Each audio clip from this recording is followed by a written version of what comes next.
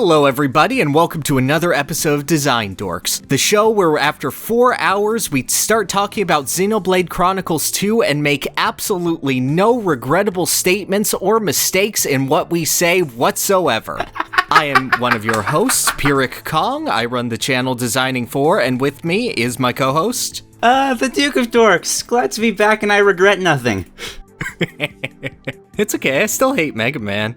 That's true. You know what? No, I could have worded things better. Like, that was 20 minutes, that could have been 2, but apart from that, I regret nothing. Fair point. Anyway, welcome back to the series where we discuss everything about Super Smash Bros. While we stall for character number 11 to be released. Exactly. It's funny because we started the Smash tier list, like, being like, okay, let's try to move away from Smash Bros., try to cover new topics, but this is fun! Yeah, like, let's milk this cow into the ground. I don't care how that metaphor makes sense, but let's do it anyway. And, today we are discussing the bosses of the Super Smash Bros. Series. We have another cute little tier list for you, and, well, what do you think about bosses in Super Smash Bros.? I think it's interesting, because, like, you can't have a boss in a Super Smash Bros. Game like you do in most other fighting games. Like, it doesn't work as well. You can't have just those, like, super overpowered, just straight up unfair characters that you fight against. So they kind of create this, for lack of a better term, pinata for you to try to platform around and slowly whittle down.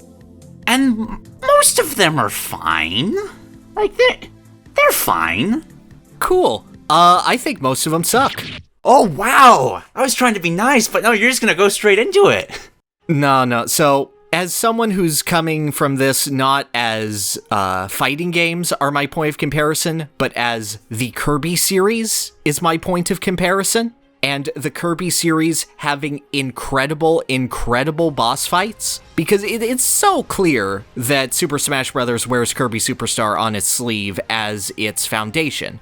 Kirby Superstar was invented as Sakurai trying to put fighting game fundamentals into a platform game, and then Smash Bros. Is taking that and turning it into a full-fledged fighting game as a system. So obviously, that's the point of comparison for me, and you can see the DNA of so many Kirby bosses in so many Super Smash Bros. Bosses. And comparatively to the two, the Smash Bros. Bosses are lacking in many regards. Like, to me, a boss fight for a fighter or for a platformer is something that should teach you or should test you on your mobility and your understanding of the game. Like, in a traditional fighting game, you're going up against someone like Sagat, and he's throwing fireballs at you. And that's supposed to be, oh, this is how I deal with fireballs. It's unfair how he throws fireballs at you in that original Street Fighter 2 appearance. He goes super fast and does it when he does it. But it's still a test of your skill. Smash Bros. Bosses just exist for you to hit and dodge attacks sometimes. Now, there are some that I think are good. There are some that I think do wonders for the series, do a great job representing themselves as characters, that get at that joy of Smash Bros. Of, yeah, this is a big fighting game crossover and these are big fun names. But for the most part, I don't have many nice words, and I wish I did, and I'm hoping that going through these will get me a better understanding of how to make them better. Yeah, I hope so as well. Like, I feel like there's too much time between attacks for Smash Bros. Bosses just as a whole. Like, with a few rare exceptions, there's just, you're either hitting them with smash attacks, or you stun them and you hit them with 2 smash attacks. And that's just, that's the fight. Yep. And I do feel like some games did it a little better than others. I enjoy brawls and how they all speed up based on difficulty so much more than I do ultimates that are based around, like, the spirits for their difficulty. I don't like, you have to choose, like, okay, this fight is easy or it's a bullet sponge. Yeah, and how it scales with, like, the intensity levels in Classic, yeah. But let's just start things off with, should we go by game or just... I think by game, as a quick preface, we will not be going over the 3 stage bosses. That is Dark Emperor, Yellow Devil, and Metal Face, I believe, going off of memory. I mean, if we're counting those, Ridley's in there as well, but... Well, Pyrosphere Ridley, yeah, but like, Ridley also exists separate of that, yeah, so... True. But we will not be going over those 3 specifically. I feel like they're tied to their stages. And we will not be going over other ancillary fights like Giant Donkey Kong or the Metal Mario fight. Which is a shame, because I feel like Metal Mario is actually one of the better ones in the game. You know, you're not wrong. Yeah, and just for clarity's sake, we're not gonna rank, like, Master Hand 64 version, Master Hand Brawl version. Like, that's just convoluted, and I don't remember the differences between the hands enough to do that. Yeah. Plus, I think it's more interesting to see how a boss evolves with time rather than how its different incarnations stack up against each other, so to speak. I like seeing progression in my video game bosses. And, you know, I don't have different feelings for Master Hand Melee, the character, versus Master Hand Ultimate, the character. I have a feeling toward how much I like Master Hand. So. Yeah, that's a good place to start. Like, how do you feel about Master Hand, the de facto final boss of pretty much the entire series? He's a pretty good Kirby character. Not gonna lie. Little does he know, first appearance, Kirby's Dream Land. When you get a game over, there's the little hand and it wakes Kirby up. All this time we've been treating him as a Smash original boss. He's been Kirby all along. Yeah, no, it's Kirby all the way down. But yeah, so Master Hand is one of the few bosses that I feel really get at that fun idea of Smash Brothers as a concept, because he's the first thing you see in the Smash 64 intro. He's gathering all his toys and he does the 3, 2, 1, pow! And then all of the toys come to life. And it's very much framed as this child's imagination of playing with his toys. And he's like, oh no, the toys have all beaten each other. Who's going to be the final challenger? It's me! And I do really love that theming of just... I miss that Smash Brothers has kind of slowly moved away from like that trophy toys come to life kind of deal. It's why I love Rob so much. And I feel like that was what's... Like, Master Hand was one of the best examples of that, because... Like, after all this, it kind of almost felt like you were facing Sakurai himself or something. I loved that so much. I do really, really enjoy that, and honestly, I just like the creativity of Master Hand in general, because it's a boss where, okay, it's a frickin' glove, what do you do with it? And then he goes, well, what are all of the things you can do with a glove? And then you get, like, finger guns. Okay, it's an actual gun now. It can grab you and squeeze you and stuff. It can snap its fingers and suddenly you're stunned. And that's what I like about Master Hand that I think separates him from a lot of other bosses, is that his attacks aren't all just, and here comes the giant fist, or and here's a big hit. His attacks all have different effects. They manipulate the stage. They manipulate you and how you move, and like breakthrough grabs or put you into a stun state. And not a lot of Smash bosses do that, and they really should. It feels weird to praise Master Hand for going, yeah, you're doing the basics really, really well, but he does the basics really, really well. Yeah, to add on to that, I like how he's the first boss that started the come from the back of the screen and come toward you as kind of like a spot dodge test to see how well you can dodge that. I like bosses that do that, as it kind of gets into that, okay, you're testing your fundamentals of Smash Brothers. That's good. Yeah. I like how he teaches you, okay, try to get off the stage to avoid his attacks. Just like, you actually have to think somewhat to avoid his attacks, which is very nice, and I appreciate it. Mm-hmm. And, you know, speaking of just bosses that evolve, I love the new attacks that they always introduce for Master Hand. When he throws the playing cards, the craft singles out that rise up to the top of the screen in 3DS. That was so cool. It killed me. Master Hand actually killed me, and it was cool. Like, he's a really intelligent way to mess with the mechanics of Smash Brothers. And it's not just that, it's when he paints on the ground and evil grass shows up. Or when he throws the paintballs and you have the inkling effect on you where you take more damage. My favorite thing is that's trying to lure him into that stuff that he paints on the ground. Like, that actually gets you to really consider, like, okay, you actually hope for him to start using certain attacks. Like, it makes you interact with the stage in some way. I love it when bosses do that. There is a lot to love about Master Hand. Not the least of which is that, like, the World of Light ending sequence. Like, damn. Oh, damn! Yes! Why isn't that replayable? Well, right? like, as a crescendo to everything and getting to feel that power, like Master Hand is a boss that you fought over and over and over and over again. But being able to actually feel that power, being able to understand it and really get at the heart of it, it's great. Yeah, and then you come to the part where he's really, really easy to beat. Yeah. Like he does make sense as like the beginner boss. Like it's what everybody faces at the end of the classic mode. Well, almost everybody, but right. But like, I feel like I can only praise Wispy Woods so much for his smart design. This is true. At the end of the day, I'm still just hitting him in the face and he dies. Like, you can react to Master Hand differently, but you never approach Master Hand differently. Like, there's no move that he does that changes the way that you'll be fighting him, because he's just an omnipresent hitbox unless he zooms into the background for one attack. And then he has a big vulnerability phase where he's like, I'm thinking of what I will do next. Yeah, which is a problem that almost all of these bosses have. I really don't like, speaking of Ultimate specifically, but I really hate the stun states that all these bosses fall into, because the bosses are already so easy. Yeah. And then you can literally chunk away half their health bar when they are just helpless to do anything about it. Yep. I mean, there are some exceptions, and those tend to be the bear bosses, but, yeah, the stun state really he doesn't need it. He's already easy enough. Like, I understand it if it's a balancing act if he's doing the whole double trouble routine, but otherwise it just makes an easy boss even easier. That, I think, holds him back for me. I agree. We should probably actually, explain the tiers we got here.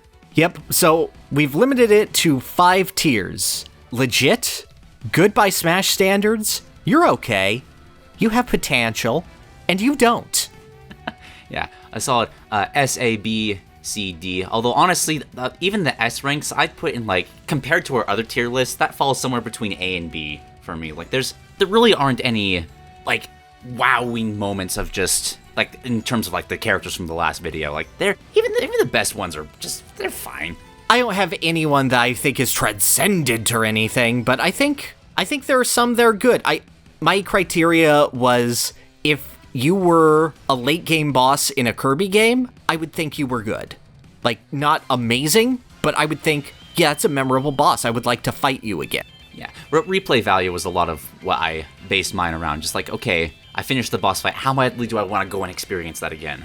Yeah, that plus how much do I remember it? Yeah, because there are a couple of bosses here that I had to look at some brawl footage because I could not remember what their attacks were. Yep. But for Master Hand, I think he's good by Smash standards. He's the easy boss that everybody has. He's the... I'll probably put other bosses above him, but for what he is, I feel like he's fine.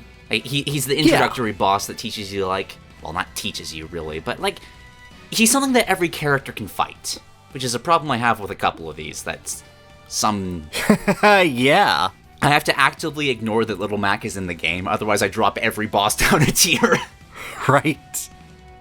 But yeah, I like Master Hand at about that place because he has the most going on with him sort of behind the scenes, and he's actually an interesting character, and it's sad that they've kind of dropped that element, but he's still evolving, and he's the only Smash boss that you can say that about, so good for him. Exactly. I got legit a little sad when he, I don't know if he died in Subspace Emissary, but, I'm invested in this character, and it's just a hand, and I think that says something. Yeah.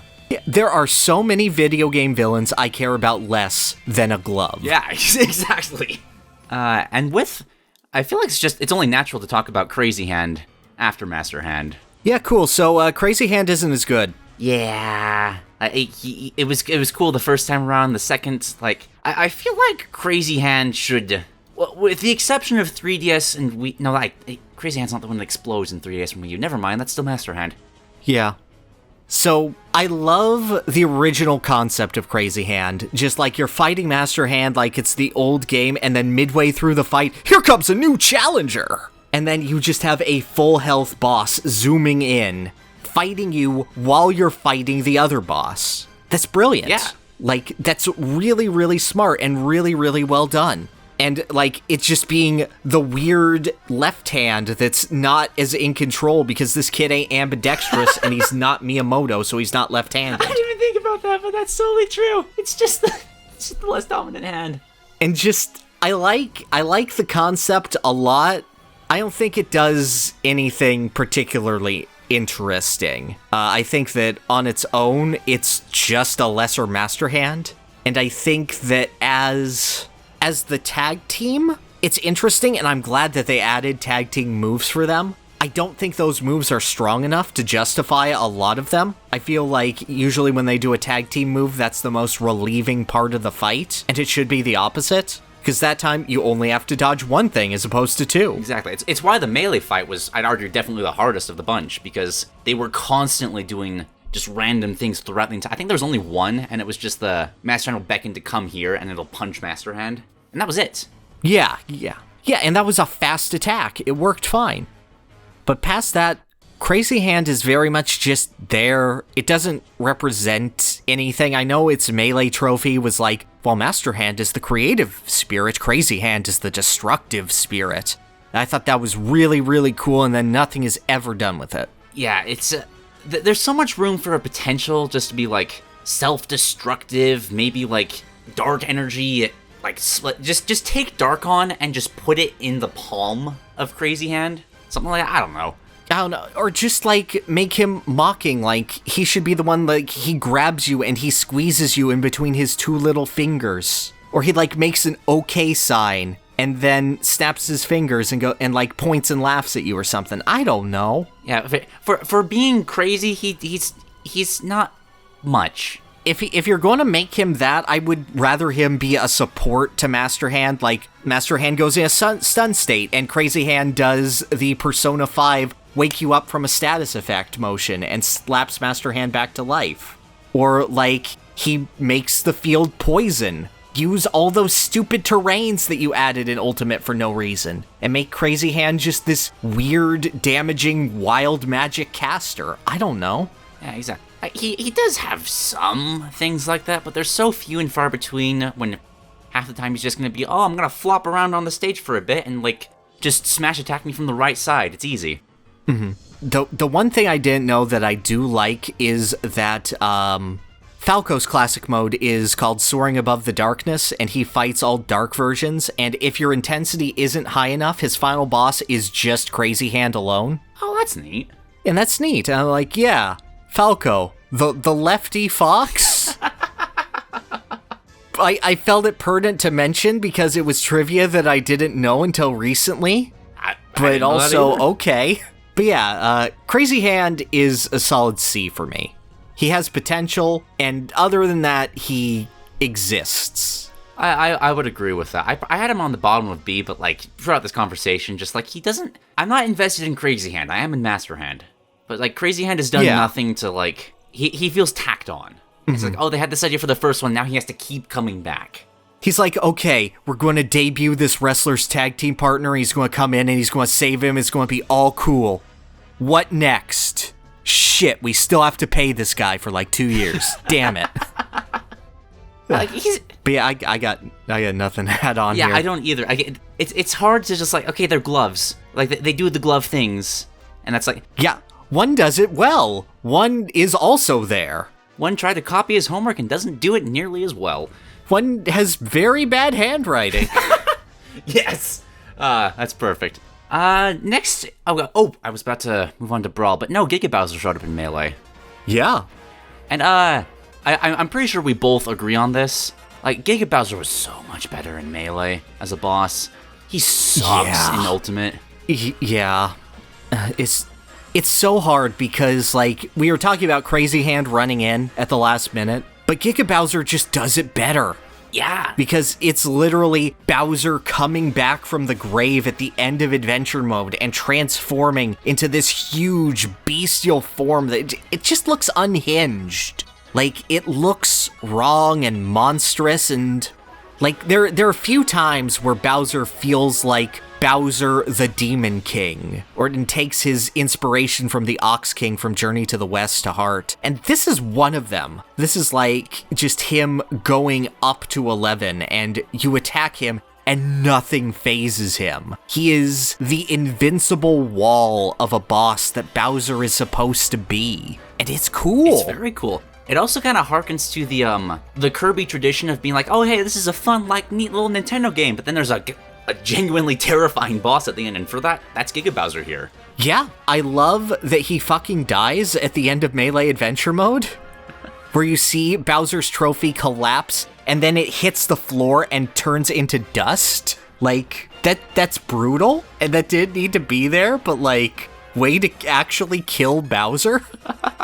Shouldn't have dropped your toys from so high, Master Hand. Like, that's what you get. My story with Giga Bowser is that I wasn't good enough at the game when I first started playing to, like, get to him in adventure mode, so I didn't even know it was in the game until I hit the event match 51, and that was just shocking. Oh, dude. One of my favorite video game memories of, like, okay, final battle, Bowser, Ganondorf, Mewtwo, what is wrong with Bowser? Oh, that's beautiful. Oh, I love that so much. He's like the only traditional fighting game boss, like, across the entire series, because he's just a souped-up version of, like, a player character. And I do really like that. Right. Yeah. I do prefer it in Melee, where you actually have to knock him off the stage. 100%. And I love that he is a teaching tool for Jigglypuff. Yes. Because the feeling of discovering rest through him is the greatest feeling. And, like, it's so much... God, Jigglypuff's so good. Right? Like, I had a playground moment of, like, I couldn't beat Giga Bowser, and I was like, okay, just use down B with Jigglypuff, but that doesn't do anything. So I did it, and I was like, wait, what? Right? It's wonderful. Oh, Giga Bowser is just this perfect teaching tool for various strategies and ideas and how to dodge an opponent and basically what to do after you hit them and they're ready to respond to you. And that's so smart. And then his next 3 appearances all suck. Yeah, like, I will say he's slightly, like, very slightly better as a final smash, just because the player isn't waiting 2 seconds between every single attack. But that ultimate boss fight is the worst one. Yeah. Like, I can turn my brain off to fight Giga Bowser in Ultimate, because there is so much wind-up between his attacks and wait time between using them that you don't have to think. It's Bowser. You know how Bowser works. We've played 20 years of this character. Yeah, there's nothing to advance him. And admittedly, I think that his appearances in Brawl and Smash 4 diminish him. Because, I don't know about you, but I think Giga Bowser is one of the weakest final smashes. I'd have to go back to play it because I honestly don't remember. It's one of the few where I feel like you cannot guarantee a kill by hitting with this. Because it's souped up Bowser, but you're not around long enough and you're in a game where Landmaster exists. Right, yeah.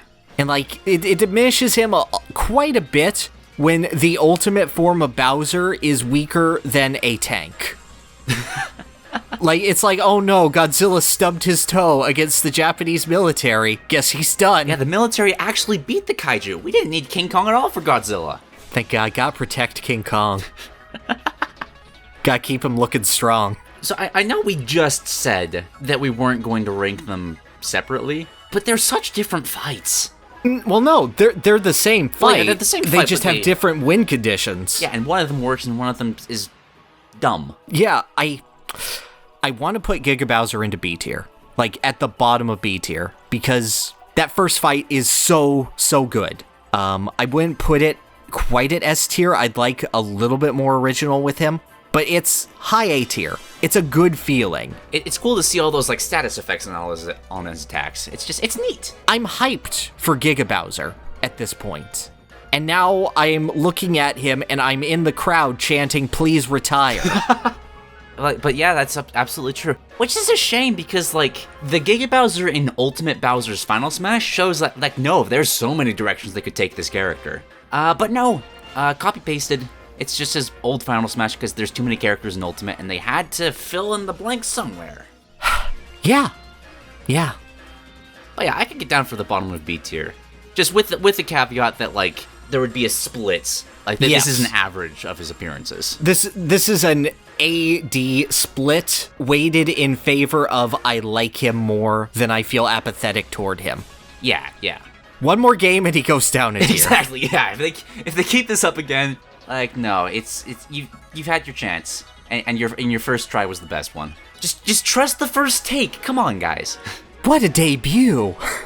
But yeah, bottom B tier. I can agree with that. Yeah. And unfortunately, Mario bosses just don't do well, because now we're moving on to Brawl, and just... I remember the story you told of just, like, seeing that original trailer and being like, that's King K. Rool with the cannonball. Where did the cannonball come from, anyway? Like, is that ever established? It has never been explained. It's K. Rool. He's hiding in Petey's mouth.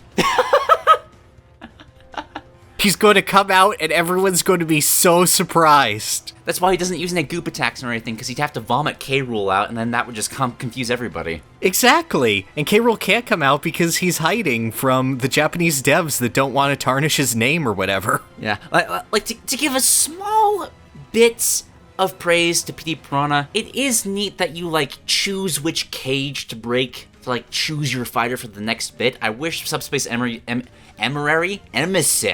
did more with that. But apart from that small gameplay tweak, like, the boss has 2 attacks. He jumps and he slams a cage at you. Well, hang on. He can slam a cage with his left leaf or his right leaf. Oh, that changes everything. Those would be 2 separate attacks in Tekken, so you have to count it. This is true. Like, maybe Peach weighs slightly more than Zelda, I think, so maybe that Peach does just slightly more damage? I don't know. Please don't fat shame Princess Peach. It's more the dress. Well, yeah, that's fair. But yeah, like, I don't think we have to dwell on this much because there's not much to the character. Like, it's nothing there. Maybe there's not much to the character. I love my boy Petey Piranha. I love Petey Piranha. Petey Piranha is not in Smash Brothers. Nothing about this is Petey Piranha. You're completely correct. Petey Piranha is a jivin' stupid piranha plant. I could call him Cuban Pete, and that would be accurate. He is just a fun-loving idiot of a man. He can fly for some reason. That's cool. And he could be literally anyone else. Like, this could be just a singular womp, and it would make as much sense. It could be King Babam.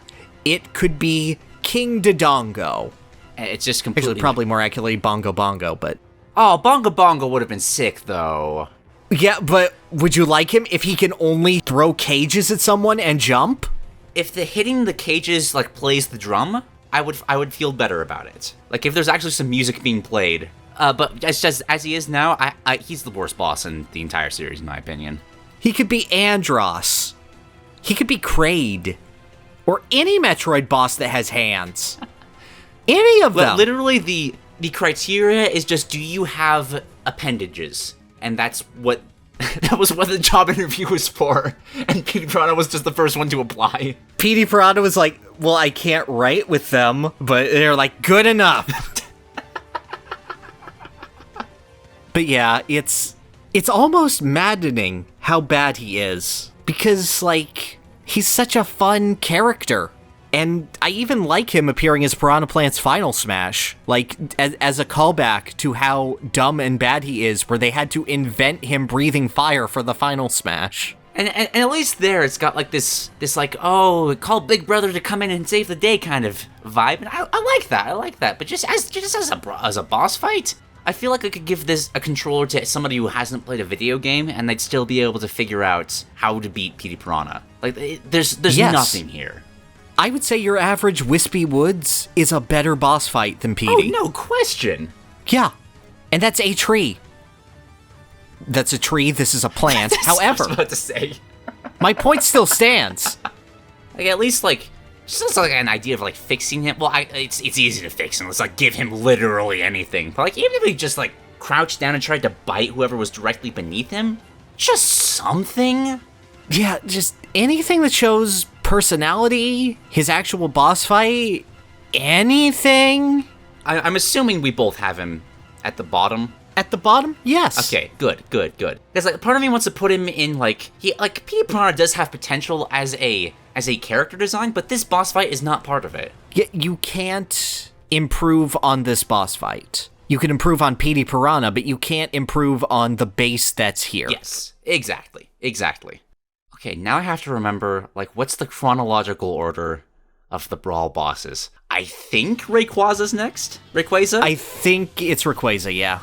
Okay, so Rayquaza's an odd boss fight to me, because I as a baseline, I love that, okay, picking that Pokemon boss fight, you picked the right one. Rayquaza was just like, yes. The big dragon serpents, like, it was so cool just watching that come out of the lake. But the fight itself, this is a problem that a couple of the Smash Brothers bosses have. I feel like Rayquaza is the worst of, throughout the fight, you just can't hit him for a solid half of it. Yes. He's either burrowed under the ground, way up in the sky, or off screen, and you just have to wait for him. Mm-hmm. I know that we complained about, Master Hand, he's always vulnerable, but, like, you're not doing anything to make him vulnerable. You are just waiting. And the thing that annoys me about Rayquaza the most is that he has this weird property where he actually pushes you away with his hitbox or herbox or whatever. Like, he slowly shoves you away so you can't get in close and combo him like you can other bosses. And theoretically, that's cool, trying to get you to use other tools, but he doesn't require you to pepper him out of range. The only thing that it really does is elongate the fight for no real reason. Agreed. He does have some, like, we were talking about teaching tools beforehand. I like that since he is the boss that fights Fox, he has a reflectable projectile that kind of, like, teaches characters to do that. It's one of the rare instances where Smash Brothers actually does something like that. I do want to praise they even show it in the cutscene. Exactly. And that's neat. I wish more of these bosses did that. And I wish the rest of the boss fight lived up to that potential. It's odd because, like, difficulty-wise, you'd think that, like, making him faster in intense mode would, like, fix that so he's more on the screen more, but it just means that you can't hit him while he's, like, using his charging across the screen moves. He's too fast. I also think that him not having any way to get you to fall off the stage is stupid. This is literally the guardian of the sky. On that note, why isn't there, like, a storm happening? Or something like that? You just gotta... A clear, sunny day, Rayquaza's in a lake, which, first of all, it's just weird that he's in a lake in the first place. Like, yeah, this is just Rayquaza's chill vacation lake. The famous place in Pokemon. Yeah, there's a Shining Gyarados under there, too. Yeah, they hang out, they have pina coladas, they talk about how they hate meteors and chemtrails and stuff. Yeah, it's a good time. Yeah.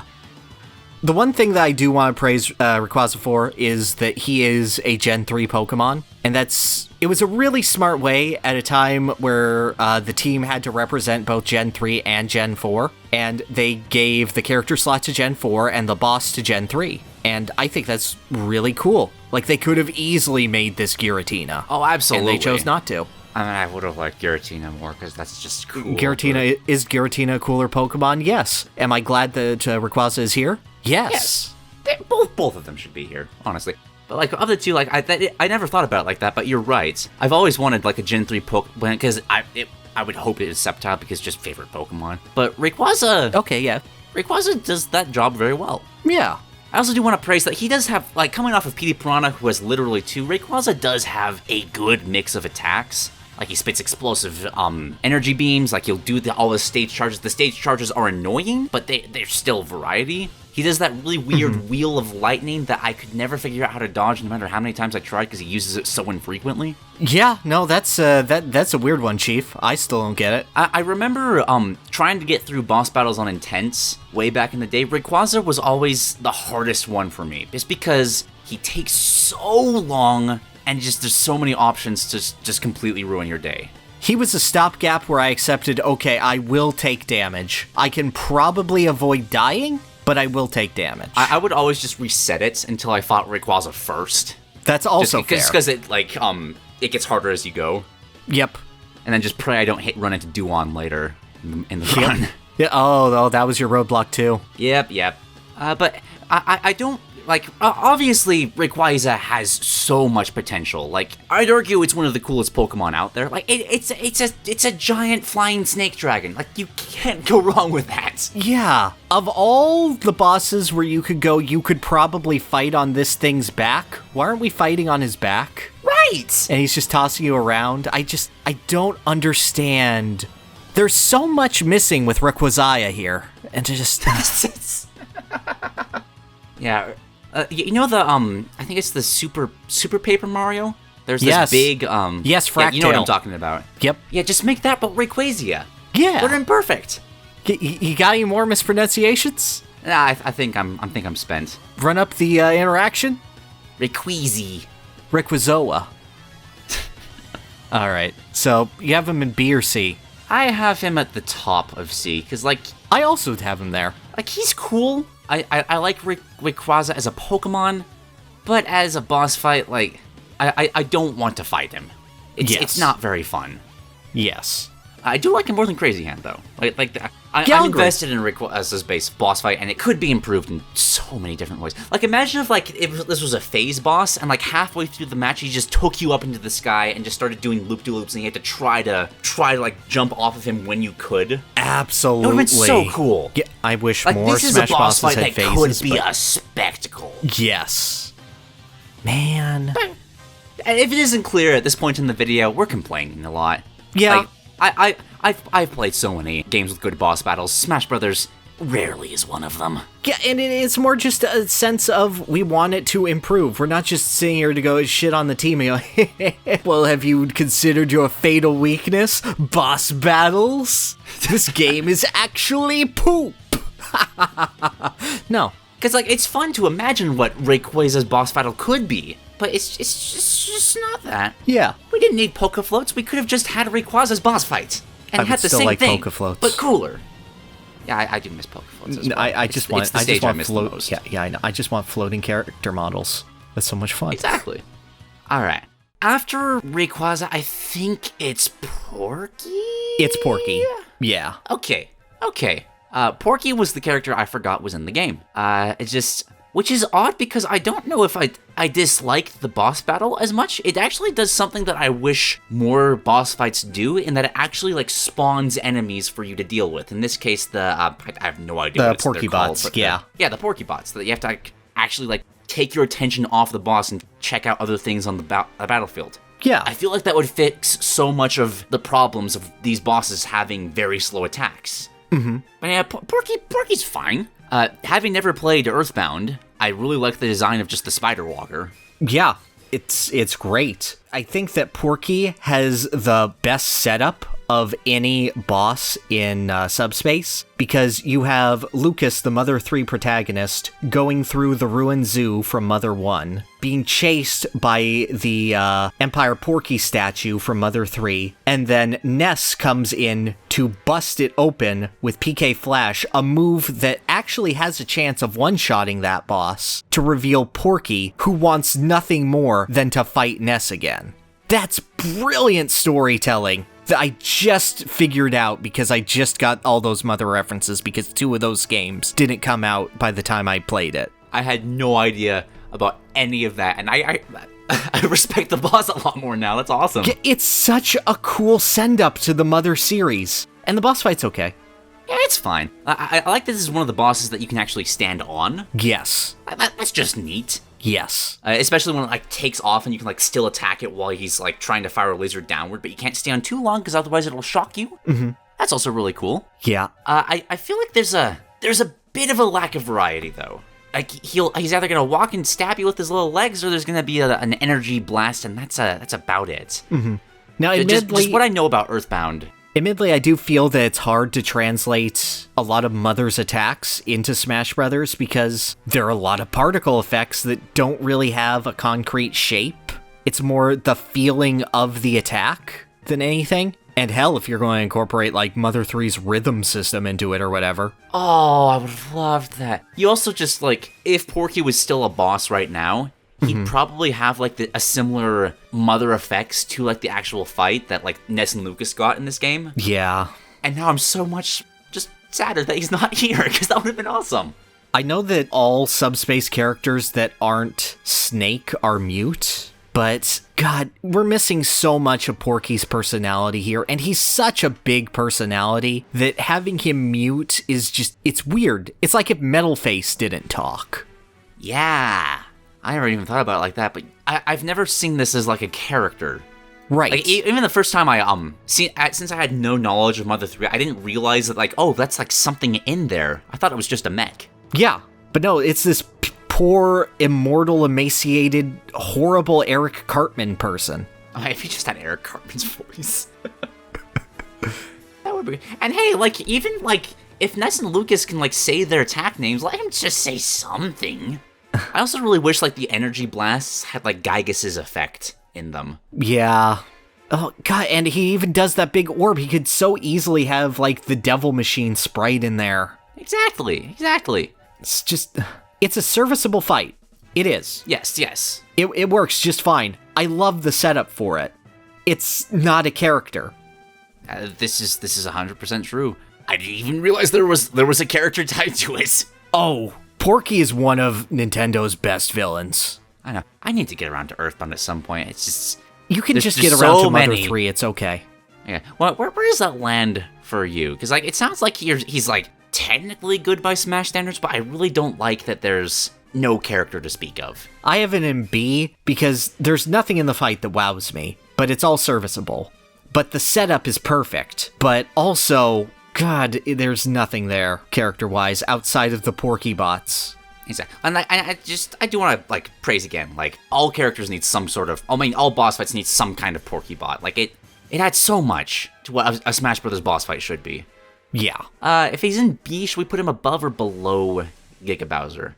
I put him above. I feel like above just be... Yeah, because, like, Ultimate's horrendous fight just nukes him down too far. It's hard for me to put anyone below Giga Bowser in B. One might manage depending on where we go, Porky. I want Giga Bowser to go away.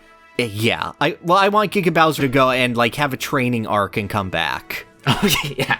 Oh, man, just, like, imagine, like, the changes that Bowser got from, like, Brawl to Smash Wii U, like, stood upright and all that, but now it's Giga Bowser getting that same treatment. That could be terrifying. Oh, it could be. I mean, to be honest, I might just prefer Fury Bowser at this point, but... I would as well. Yeah. Giga Fury Bowser. There you go.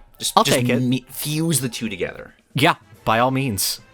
All right, after Porky. Is this... I think this is Galleom. It's one of the two purple ones. I don't remember which. Yeah. I'm gonna go with Galleom because I just want to mock Galleom first. Okay. Because Galleom's such a stupid... Okay, I want you to... Look at Galleom's design right there. Yeah. See that little orb shape on his head? Yeah. Imagine how much better this boss fight would do if you just took off the head and put Eggman's little canister thing there.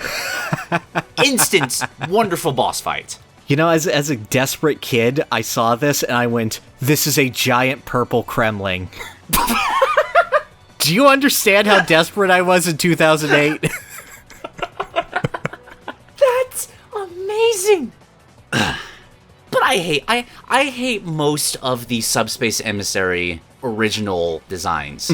Because, like, something that was later proven in Smash 3DS, it's so cool to see so many just, like, random enemies from different Nintendo games coming together. It's why Smash Run is the best mode the series has ever had. To just take all that potential and be like, no, let's just get a generic robot instead. Just, why? I understand the idea of it, but in order to make it work, it has to feel ethereal. It has to somehow feel wrong in this universe that Smash Brothers has created where everything is sort of crossing over.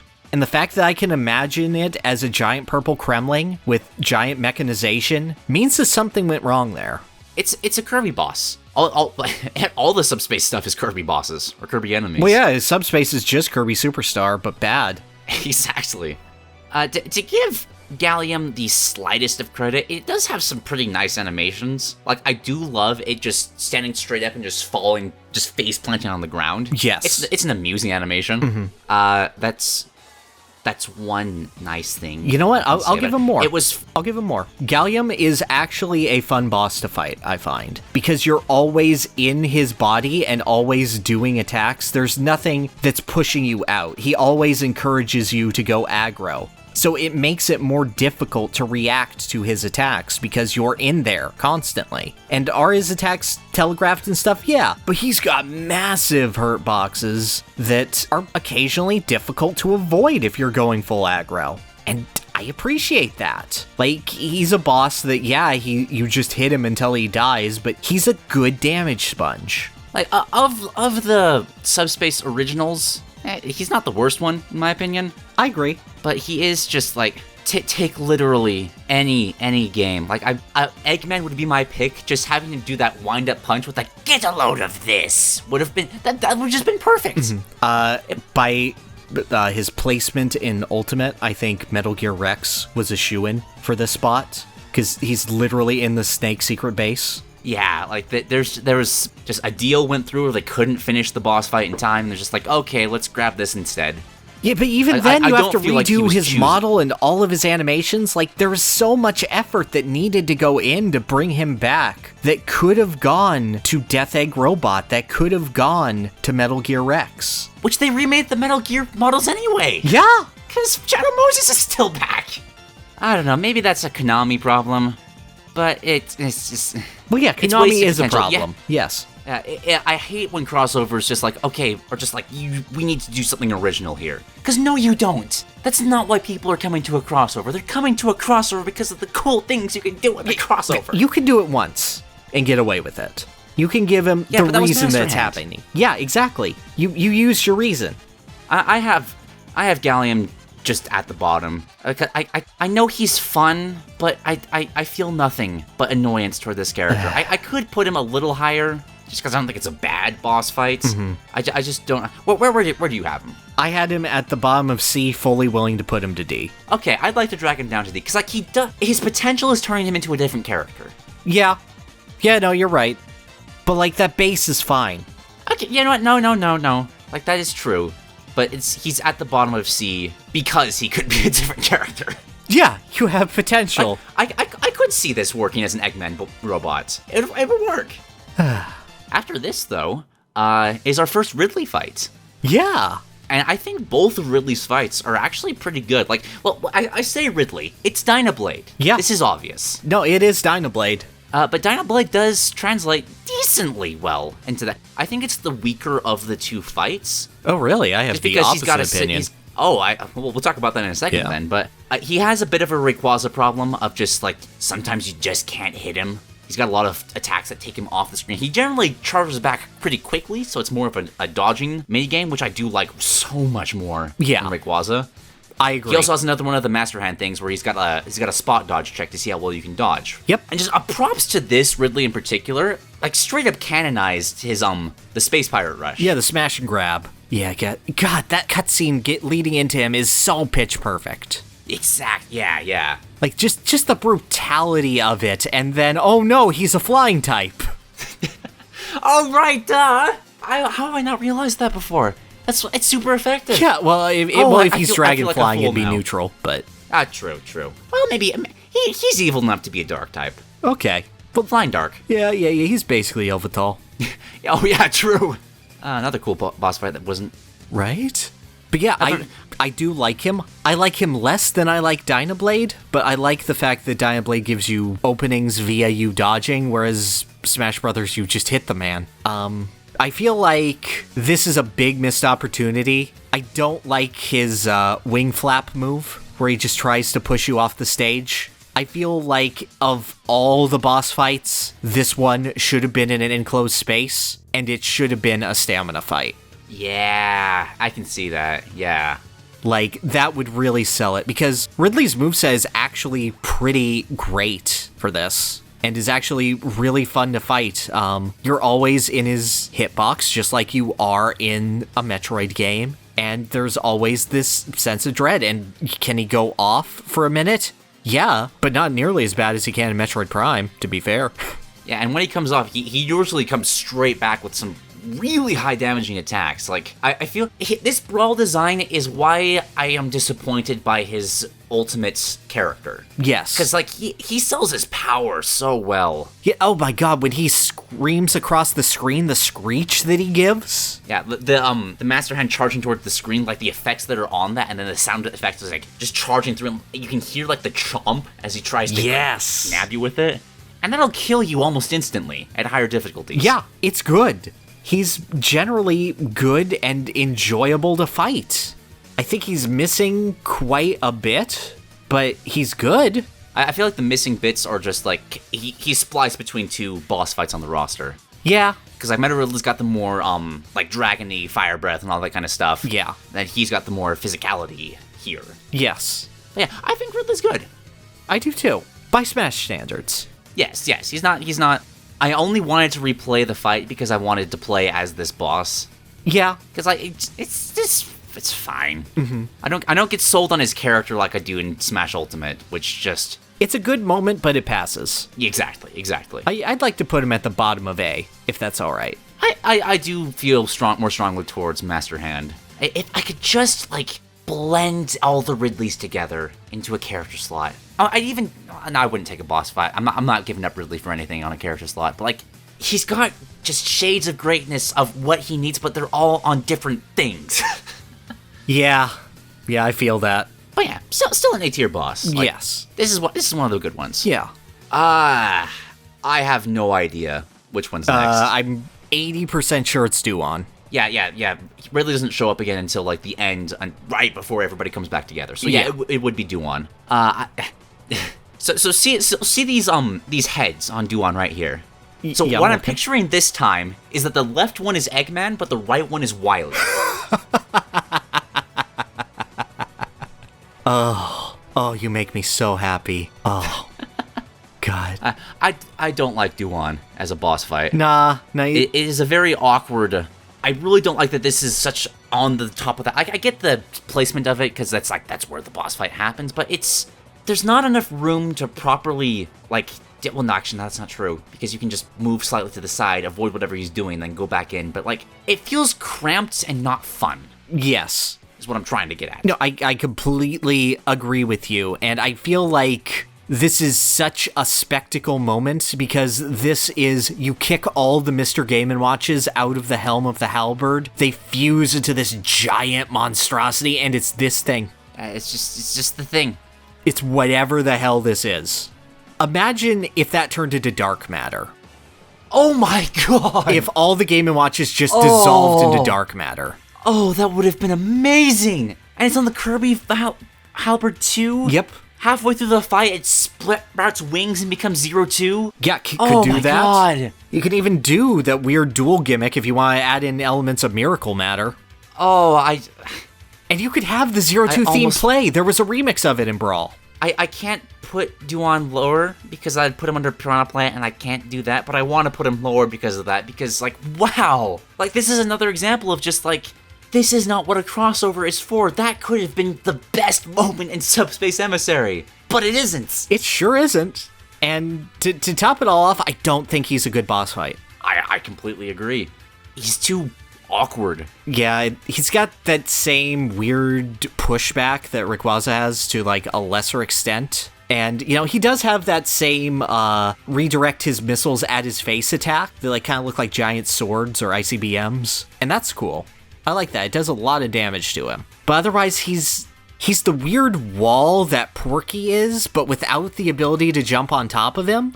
And yeah, so you kind of just awkwardly slide to one side, and it's often the slide that's just gonna... Like, I hate trying to get back over him. Yes. Yeah, he feels like a struggle to just be on the stage with, and not in an intentional way, just like in this is how his body is, deal with it.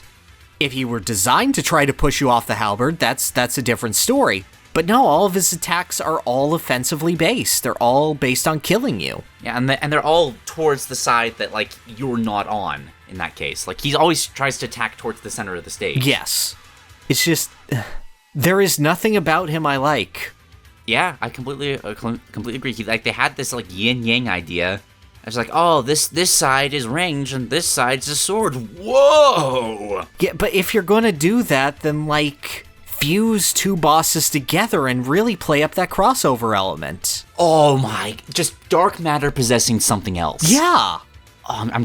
That's just got my mind going crazy. Because, like, there's so much that could be. Right. Just coming, it's Fawful, but dark matter's possessing them or something like that. I don't know. That, like, you could do literally anything with that. Well, that's what we call Bowser's Inside Story, but that's another issue. It's the moon from Majora's Mask, and then it sprouts Zero-Two's wings. Oh, dude, that's such angsty fanfic. I love it. But yeah, I have nothing nice to say about this boss. He's at the bottom next to Petey Piranha for me. Yeah, like, is he technically a better boss fight than Petey? Yes, but Petey Piranha exists, and this man does not. And I hate that because I'm like 3 steps removed of insulting Mr. Game & Watch, and I love that boy. Even if it just turned into the octopus. Yeah. I would have liked that more. I would too. Half of me wants to make a case like, hey, at least Petey Piranha's boss fight functions, but no, it's too bad. Like, a waste of potential is better than an insult to a character. Yes. After this, though, I am curious, why do you think Meta Ridley is worse than regular Ridley? Just where he's positioned on the stage. That's literally it. I think that it's annoying to hit him. I guess I can kind of... this might just come down to characters used against him, because like stronger aerials just have a better time of dealing with him. Right. But this is like the one boss that... This fight is a spectacle, and I love it. Oh, yes. The spectacle of this is like nothing else. Like, that intro cutscene, like, I was not expecting Ridley to come back. You see him flying in, and he's chasing, like, the Blue Falcon, and you fight on the Blue Falcon. Like, this is the crossover thing we were talking about. Like, you're actually having, like, the bosses interact with, like, other parts of Nintendo history, and it's so cool. Exactly. And there's even a time limit, so it's a tie-in to a Metroid Escape. Exactly. I love the attack where he bashes the flyer with his wing, and it can kill you instantly. Like, that's smart use of the stage. Yeah, I was about to say, like, I feel like Smash Brothers bosses are at their absolute best when they actually mess with the stage. Yes. We'll talk about this a little more with the Master Core, but just Meta Ridley just grabbing onto the Blue Falcon and dragging it down, smacking it down, and just instantly killing you. It's so cool. It makes the fight feel so much more frantic. Yes. I can see. I'm trying. This is. I might have to like replay this boss battle to just like remember the feeling. But admittedly, part of it could be because he is by far the hardest boss to catch in a trophy stand. Yes. And I really wanted to do that, and oh my god, I hated it. I hated it so much.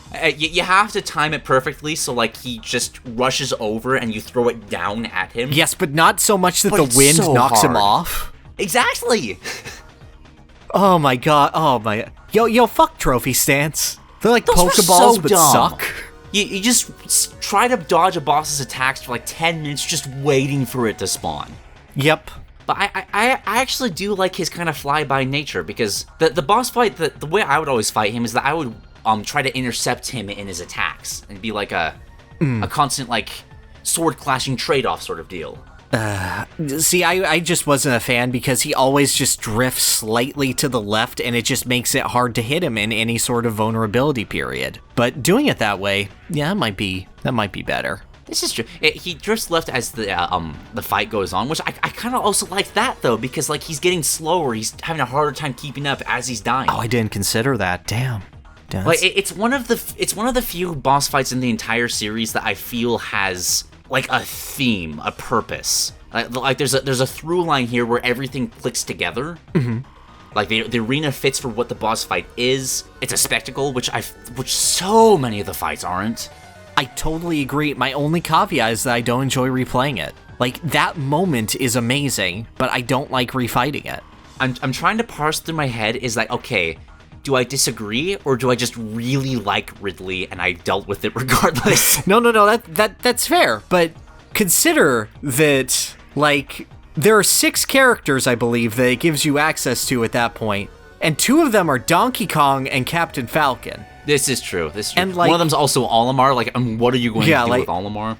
And at that point, Diddy Kong was new, so I was willing to be high on him. So who am I going to choose? Of course, you have Samus though, and who are you? In Brawl. Like Samus is the character, right? Brawl. It's Brawl Samus. Never mind. Yeah, this is definitely just me being hyped up about Ridley, because like I would always pick Samus and be like, yeah, this is Metroid. No, that's just because I was a kid. No, I'm remembering now. Donkey Kong is here. No one else in the room mattered. I have an S tier beforehand. It sounds like you're either an A or B. I had him top of B. I'm very much willing to go to A, but like I'd want him in A, because like he's one of the only boss battles that I feel like just gets everything. Well, apart from the gameplay, but like the things that are missing in the other boss battles, Ridley actually has here. Yes, This is like the one that really, really hones in on the crossover appeal. This is my King DDD of like, yes, I know there's problems there, but what he has there is just, it's better than everybody else. Okay, that is fine. That is a good sell. You want him above or below Ridley? I like it. I feel like it's the better of the two just in that regard. I'll lose the fight, sure. Okay, cool. Like, yeah, the regular Ridley is slightly more fun to play as, but this is actually Ridley. And that's just cool. Yeah. Meta Ridley's boss battle was why I wanted him as a character, more than anything else. Okay. Alright, I can see that. I wish we got it. Are there any other brawl bosses? Why, yes, there is. There's the big one. I'm just seeing if there's anybody before Tabuu, but no. Tabuu is interesting. Tabuu is probably the most fascinating boss fight Smash Bros. Has, for better and for worse. Yes, I totally agree. Because it's, with the crossover element, I can understand just having some omnipresent big bad that's not involved in any roster, any, like, franchise for a crossover, because, like, something needs to bring them together. So I can somewhat forgive Tabuu for that. I wish that just halfway through the fight, just a giant eye popped up on his chest and it was just dark matter, but it's fine. He's all glitchy and stuff. There's, like, some sort of, like weird, like, meta video game thing going on, maybe? I don't know. God, Subspace is so supposedly cool, and then we're told, no, don't read any deeper into it, Smash Brothers.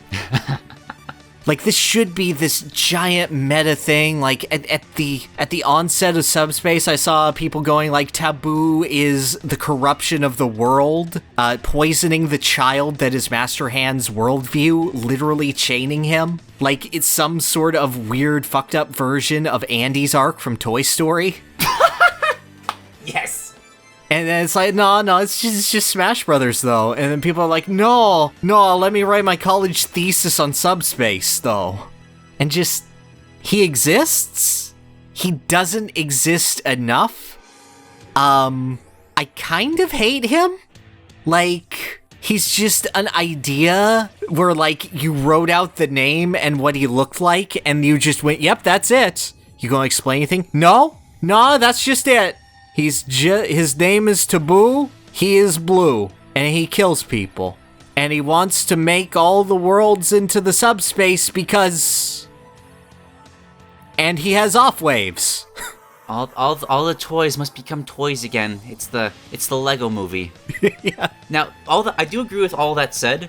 I do kind of like the actual fight, though. I agree. Like, this is a character I hate, but I'm like... But the fight's pretty good, though. Yeah, the music is great, the setting's great, and, like, he's got some of the coolest animations. Mm-hmm. Arguably of any of these boss fights, like the whip that he throws out and just slams you into the ground. God, I wish Samus could do that with the grapple beam. Right. There are so few characters that use command grabs well, and he has the whip, he has the brackets. Just like, yeah, that's how you create variance in your boss fight. His teleports start exploding halfway through the fight, so you have to, like, it gets more frantic in that way. Like, he'll just come in from the side as just this giant and just spit lasers out of his eyes. Like, I get kind of that same creativity out of Master Hand, but it's just like, okay, let's do whatever we feel like with this character. Yeah, it's really weird and distorted, and it's cool. I wish it had literally anything behind it. Exactly. Like, I had this idea, just like, okay, so we have Smash for Wii U, right? Mm-hmm. Bring back all the stuff. Sakurai just made Kid Icarus Uprising. We've got this humanoid, just male, with a really cool boss fight, and Sakurai just made the best villain that Smash Bros. Has ever seen. Right? I wish this was Hades. Reskin this as Hades' boss fight, it's the best fight in the game.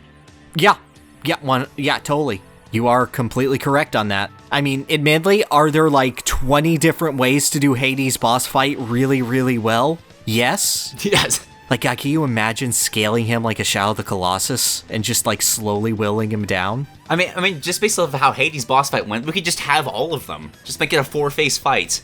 And like, okay, you got the Shadow of the Colossus first, and then you got like maybe he does Just take the other boss fights that are kind of lame and just make it Hades. Just Hades Part 2, Hades Part 3. This is Master Core. This is Dharkon. And now we're back to Tabuu. Perfect. Yep. But yeah, like, I even like off waves a lot. Like, yeah, this is the final boss. It should test you and really, really punish you. Exactly. It's again, one of the few times that Smash Brothers actually does that, and I love that. Will it guaranteed instant kill you the first time? Absolutely. But then you actually dodge it, and you feel like a god. And, like, it's one of the few times Smash Brothers makes you feel really good fighting a boss, as opposed to just going through the motions. And that's so good. God, I hate Tabuu. Yeah. Where does that even land for you? Because I don't even know anymore. As the middle I can at the bottom of B tier, because God, he works. God, I hate him. Because everything he does mechanically works really, really well. Everything he does as a character disappoints and upsets me. I completely agree. So should we just be like, okay, he's just the middle of B tier for that reason? Because I do feel like that just cancels out quite nicely. I agree entirely. If it was just the fight, it'd be an S tier fight. If it was just the character, he'd be right down there with Duon.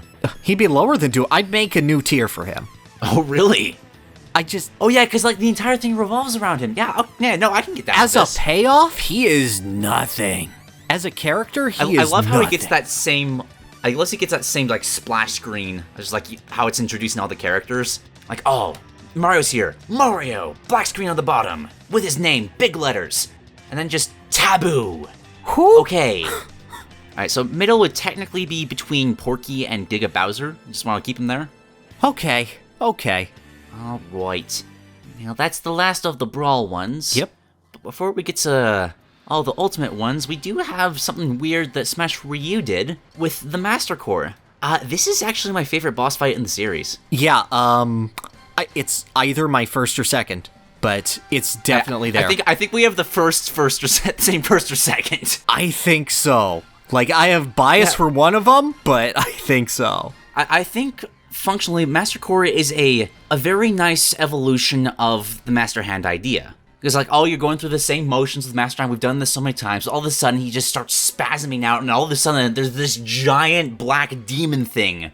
Right. Just like, this was in Master Hand the entire time? Mm-hmm. And I do love that part of it. And like we're talking with Meta Ridley, this is a boss fight that really messes with the stage. Like, Master Giant will actually pick up the stage and just launch you into these, like, energy orbs that it creates. Yeah. It is such a dynamic spectacle of a fight.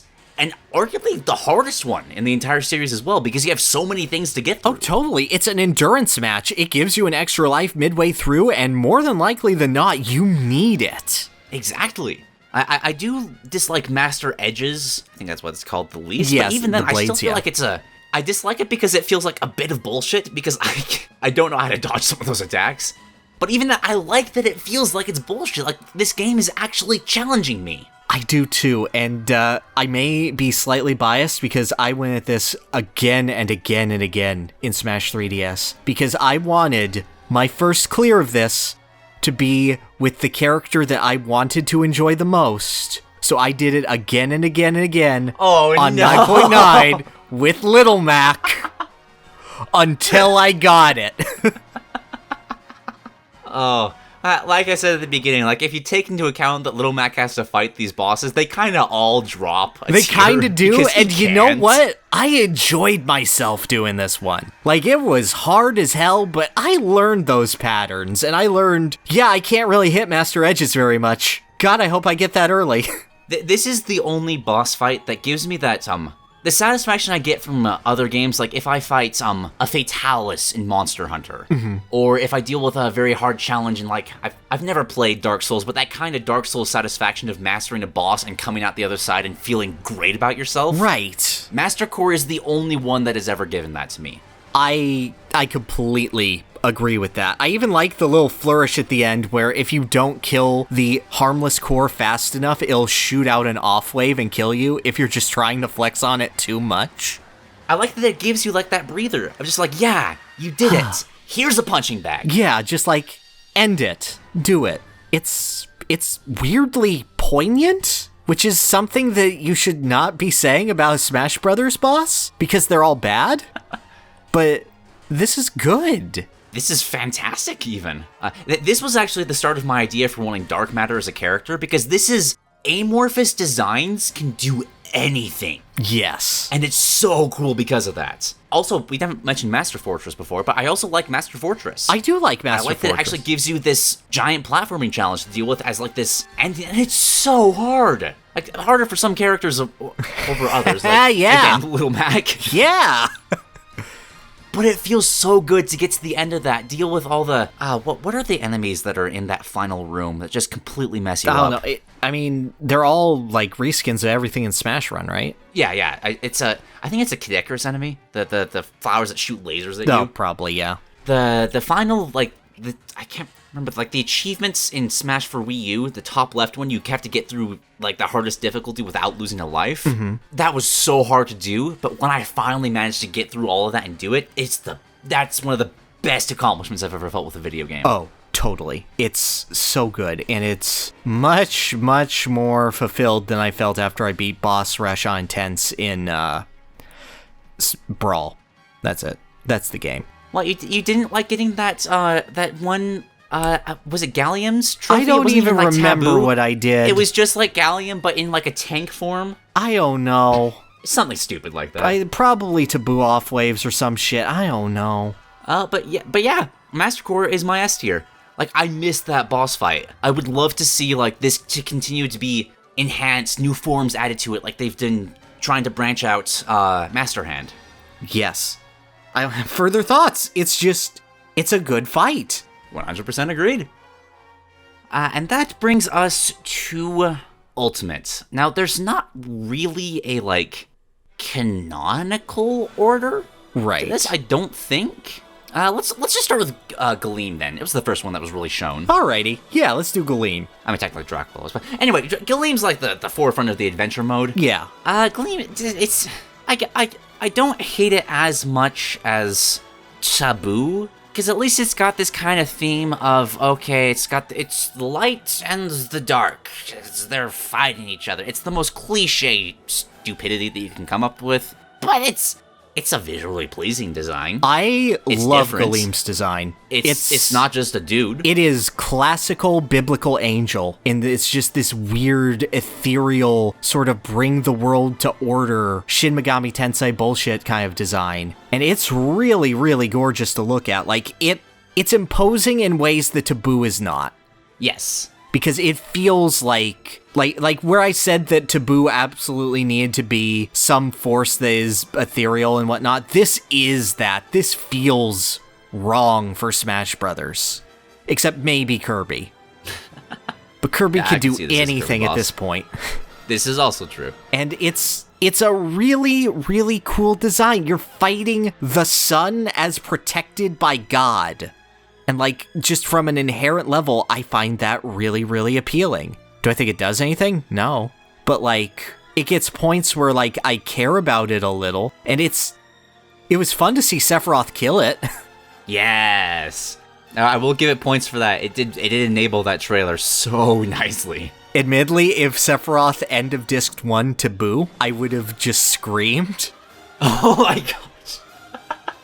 But that's a vendetta for another day.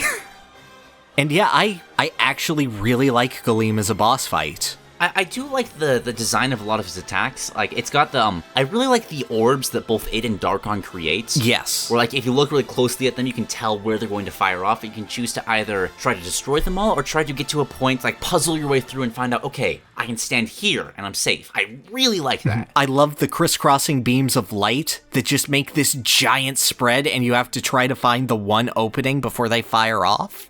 I think that's a great test of your movement. It's got a lot of good attacks. My problem with the boss fight is it's the least satisfying thing to attack. That is my big flaw with it, yep. Like, this gets sort of dealt with when you fight both Galeem and Dharkon, and you can actually, like, just move aside and let them just do a massive just hammer smash on the other character. That's kind of neat. I like that dynamic, but... Yeah, you stun it and you just hit it a bunch. It's like Master Core, except it doesn't, like, fly away, so you don't have that satisfaction. It's an endurance match, but it doesn't really reward you for, like, getting those good attacks in. Something that all the Ultimate bosses suffer from. I hate that this boss has a stun, that it can be stunned. Like, why? Like, it's the sun. Oh no, I concussed the sun with my boxing man. I'm sorry, son. if you're going to make this really, really cool ethereal design, again, I want to double down on how cool of a design I think Galeem is at a base level. You have to keep him holier than thou the entire fight. Like, you can't make him struggle or sweat. He has to be this primordial force. And it just doesn't get there. To bask on the design of it a little more, like, I love that there's like a sunset pattern on the inside of its wings. It looks so lovely. Yes, beautiful, beautiful. And again, I like almost all of its attacks. Like, the one attack that I don't like is when it summons clones and takes a breather. And like, I get that it's thematic for like the whole thing or whatever, but I don't care for that. Like, if you're gonna do that, then bring in a puppeted Master Hand to do one attack. Or like, have Master Hand like try to fight back against it, but ultimately still try to kill you. I would be okay with it if it didn't take a breather. Like, if it just summoned them and then immediately moved on to a different attack, that'd be pretty cool. I agree. That pressure would be cool. But also, I want my vague hints at storytelling. Like, I'm so dry. I'm so thirsty right now. Give me a drop. Rivers in the desert. Well, where does that land Galeem for you? Just between the fight and function. Galeem is an A for me because I really like the fight. I like the function. My standards for Smash Brothers bosses aren't very high. But talking about it, I can't put him above Master Hand, and talking about now, I'd put him below the Ridleys.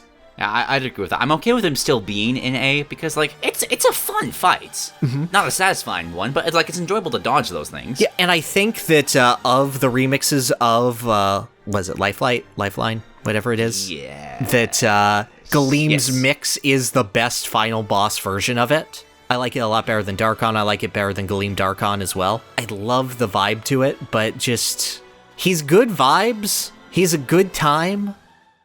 How do you feel those, like, praises of Galeem compared to Dharkon? Because 100% worse design. Like, there's nothing of that. It's just thorny. No. He's attacking me with an evil version of Bramble Scramble.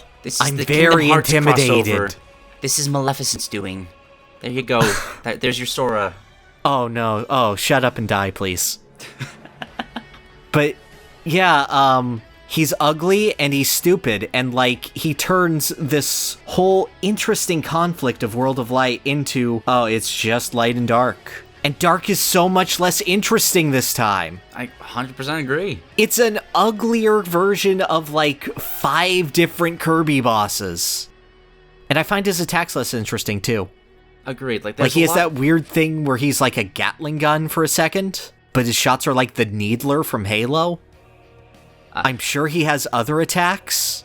There's that one where you play Snake with him, and his eyes at the end of the that snake. one. Oh, the one that sucks? Yeah, exactly. Like, not sucks to fight, but just is a bad attack, and I don't like it. It's so odd, because you have Galeem, who's using his very ethereal status, and there's a lot to do with him. And then you have Dharkon, who's a lot more physical, and seems to be, oh, look at all the things we can do with tentacles. And you're like, yeah, we've seen tentacles. It's not as good. When you're playing the same hits twice, and the second album is worse, it just feels bad. Completely agree. There's a kind of similar Master Hand, Crazy Hand dynamic there. There is. Just the idea was cool the first time. The second, not really. But it's not even as fulfilling as Crazy Hand, because at least Crazy Hand had his cool debut. This is just like, oh, and now we're introducing the brother of Galeem. Yes, Dharkon. It needs to be twice as long because reasons. This won't get boring, trust me. I don't know why all of these bosses just turn into me selling them as Vince McMahon, but... But it feels like a shitty tag team gimmick change. It is. It's just Galeem, but bad. Galeem, but spiky. And like, do I think it's necessarily a bad boss fight? No, but it don't impress me much. The good things about Dharkon's boss fight are just because it takes Galeem's things and slightly tweaks them in different directions. Literally, it takes those bombs and just, okay, now they're diagonal. Wow. Yes. Pretty sneaky, sis. God. I Yeah. So C? I can feel C. Like maybe there's a way to redesign this so it's more interesting. If you just gave this character literally a redesign and made him more weird and ethereal, but like this is supposed to be the creepy boss, and there's a boss that's so much more creepy in the same game. Absolutely. I always like the conflict of like, oh hey, order's actually bad here. Let's bring in chaos to fix things. Like if Dharkon wasn't actually bad, I might be able to forgive that. Yeah, I would jive with it. Or like you have to release Dharkon in order to hit Galeem. Yeah. Like make and it that's a like, summon. what did you expect? It's chaos. I don't know. That require like some effort of storytelling for Smash Brothers, which might be too much to ask, but like, They had like a weird angel sanctum that like had switches or some shit. Yeah. Like, why does even Dharkon get summoned? I can't remember. Is it just because Galeem is gone? down, and he's like, oh, it is my time now. Alright, where should we put him in C tier? I do feel like the fight functions better than Galleom's. I agree. It's basically, for me, do we put him above or below Crazy Hand? And I'm looking at below. Yeah, I like Crazy Hand more. And I don't even care about Crazy Hand, but like, he had that one time though. He had one. Dharkon's got none. Man, if they try to use Dharkon and Galeem again, I'm gonna be so disappointed in like the next Smash game. Like that game's gonna have to be smaller. Go more in depth and just don't, please. There's so much potential. The storytelling side of just like the crossover of Smash Brothers is by far the weakest aspect of the game. Like in terms of everything they could be doing, like after playing just like the city's the only thing I can think of just from the not the PS4 or PS5 version, like it's the PSP versions that I'm so fond of. Yeah. Like, yeah, they're poorly written, but it's just fun to watch these characters interact. That's the appeal of the crossover. You even have big things like Project Cross Zone, which should not exist, or just stupid things like Capcom vs. SNK, or Marvel vs. Capcom. Even that does it better. The Persona spin-offs. They're not very great about it, but it's still just fun to see them interact. It depends. As I said, Kanji gets one good moment every single game. This is true. I did like looking through those moments. Right? But yeah. Dharkon, he's in C tier. Easy. Yep. You want to do the one World of Light boss we have and then wrap up with the 3 World of Darks? Yeah, that works. Because I think that they're more interesting to talk about than... And plus, this is your boy, so... This is my boy. I do like Monster Hunter. And I do feel like if you're going to try to include Monster Hunter in a game, character's not the right way to go. Boss fight, definitely the choice. And of course, Rathalos is the right one to do that with. It's the flagship. Yep. And I do like a lot of the boss fights. Like, I really love how they spawn in items that kind of mimic the effects that they have in the actual Monster Hunter games. Pitfall traps are literal pitfall traps, and they trap the monsters, and they work the same way, and I love that. You get barrel bombs, which do a lot of damage to the Rathalos and stun it, and I also like that a lot. There's a lot of neat little nods there that I really appreciate. You can break parts of its body. You don't get anything for that, which I really wish there was just some sort of... You don't have to, like, make it mean anything, but just be like, hey, you got a Rathalos plate from that tail. Good job, man. That said, it does still fall into the trap that all of the other Ultimate bosses have. And just like, there's too much space between its attacks. Monster Hunter is a very frantic game. It's a very difficult game that you have to start with the smaller monsters before you can even get to Rathalos because it's that hard. You need to learn the effects of the game, and just having shields in Smash Brothers makes Rathalos way too easy. Like, I do respect and love that so many of his attacks are just one-to-one with how they work in Monster Hunter, but the freneticness isn't there. It's a Smash Brothers boss fight. It's doing everything it should do, but it's just a Smash Brothers boss fight. Yeah. Like, this is my, like, flagship go-to for, yes, this works. This does everything it needs to do and nothing more. I have it at the top of A tier for that. Just because I feel like it's, for what I expect of a Smash Brothers boss fight, it's there. Like, it's got Deku Nuts flash bombs. I love that. You can actually, like, knock it to the ground. Like, it does make sense for it to have a stun animation, because you can knock monsters over to get free hits in. It doesn't matter. It's too easy to just get hits in regardless, but it's a neat touch, and I like that. I wish this was stamina. This is another one that I feel desperately needs to be stamina, because from what little I've played, Monster Hunter is always a battle of attrition. Yes, absolutely. And I feel like knocking you off of the stage is antithetical to that. I feel like it should be you are in there until you are dead. I completely agree. I have him also an A. I have him underneath hand. You know, I could get down for that just because I am a bit disappointed by Rathalos. Like, admittedly, I have much more investment in this tiny glove than I do the giant dragon. However, I don't feel inspired to play Monster Hunter by Rathalos. Yeah, which is what upsets me the most about it, because, like, Monster Hunter is probably my favorite video game franchise, just, that's the end of the sentence. It's just my favorite. I've played so much of these games, and just, this is just fine. Yeah, this works. It definitely didn't inspire me to play Monster Hunter at all. It's also just, like, this is, like, delving into nitpicks, but, like, why don't we have that stage? Why aren't there music tracks? Why aren't there remixes? I do like that it can show up as at least an assist trophy. That's neat. It lets it have a bigger presence in the game. I feel like it works better as an assist trophy than a boss. I agree, and I love that it's the big one. Like, it is the strongest assist trophy you can get, like, by far. Like, even Tiki is a lesser Rathalos. Exactly. Oh yeah, it is a Monster Hunter fight perfectly translated into a Smash Bros. Boss. The problem at that point is that Smash Bros. Bosses aren't that great in general. Yep. But hey, still one of the best bosses in the series, so, Hey, yeah.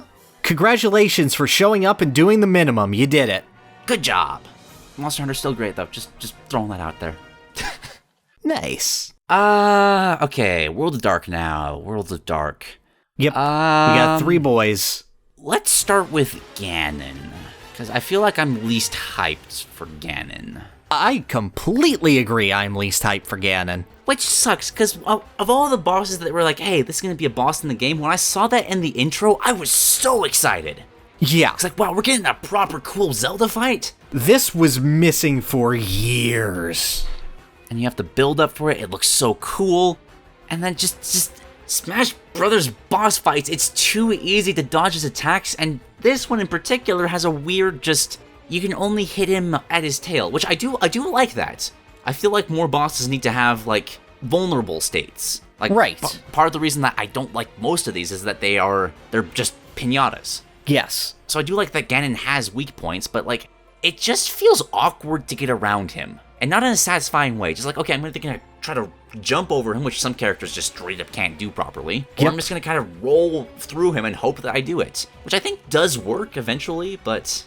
He's weirdly slippery, and in a way that doesn't feel great to deal with. Like, I think that the only character, and I think that the character that was best designed around, is Zelda fighting him because of Din's fire and her teleporting.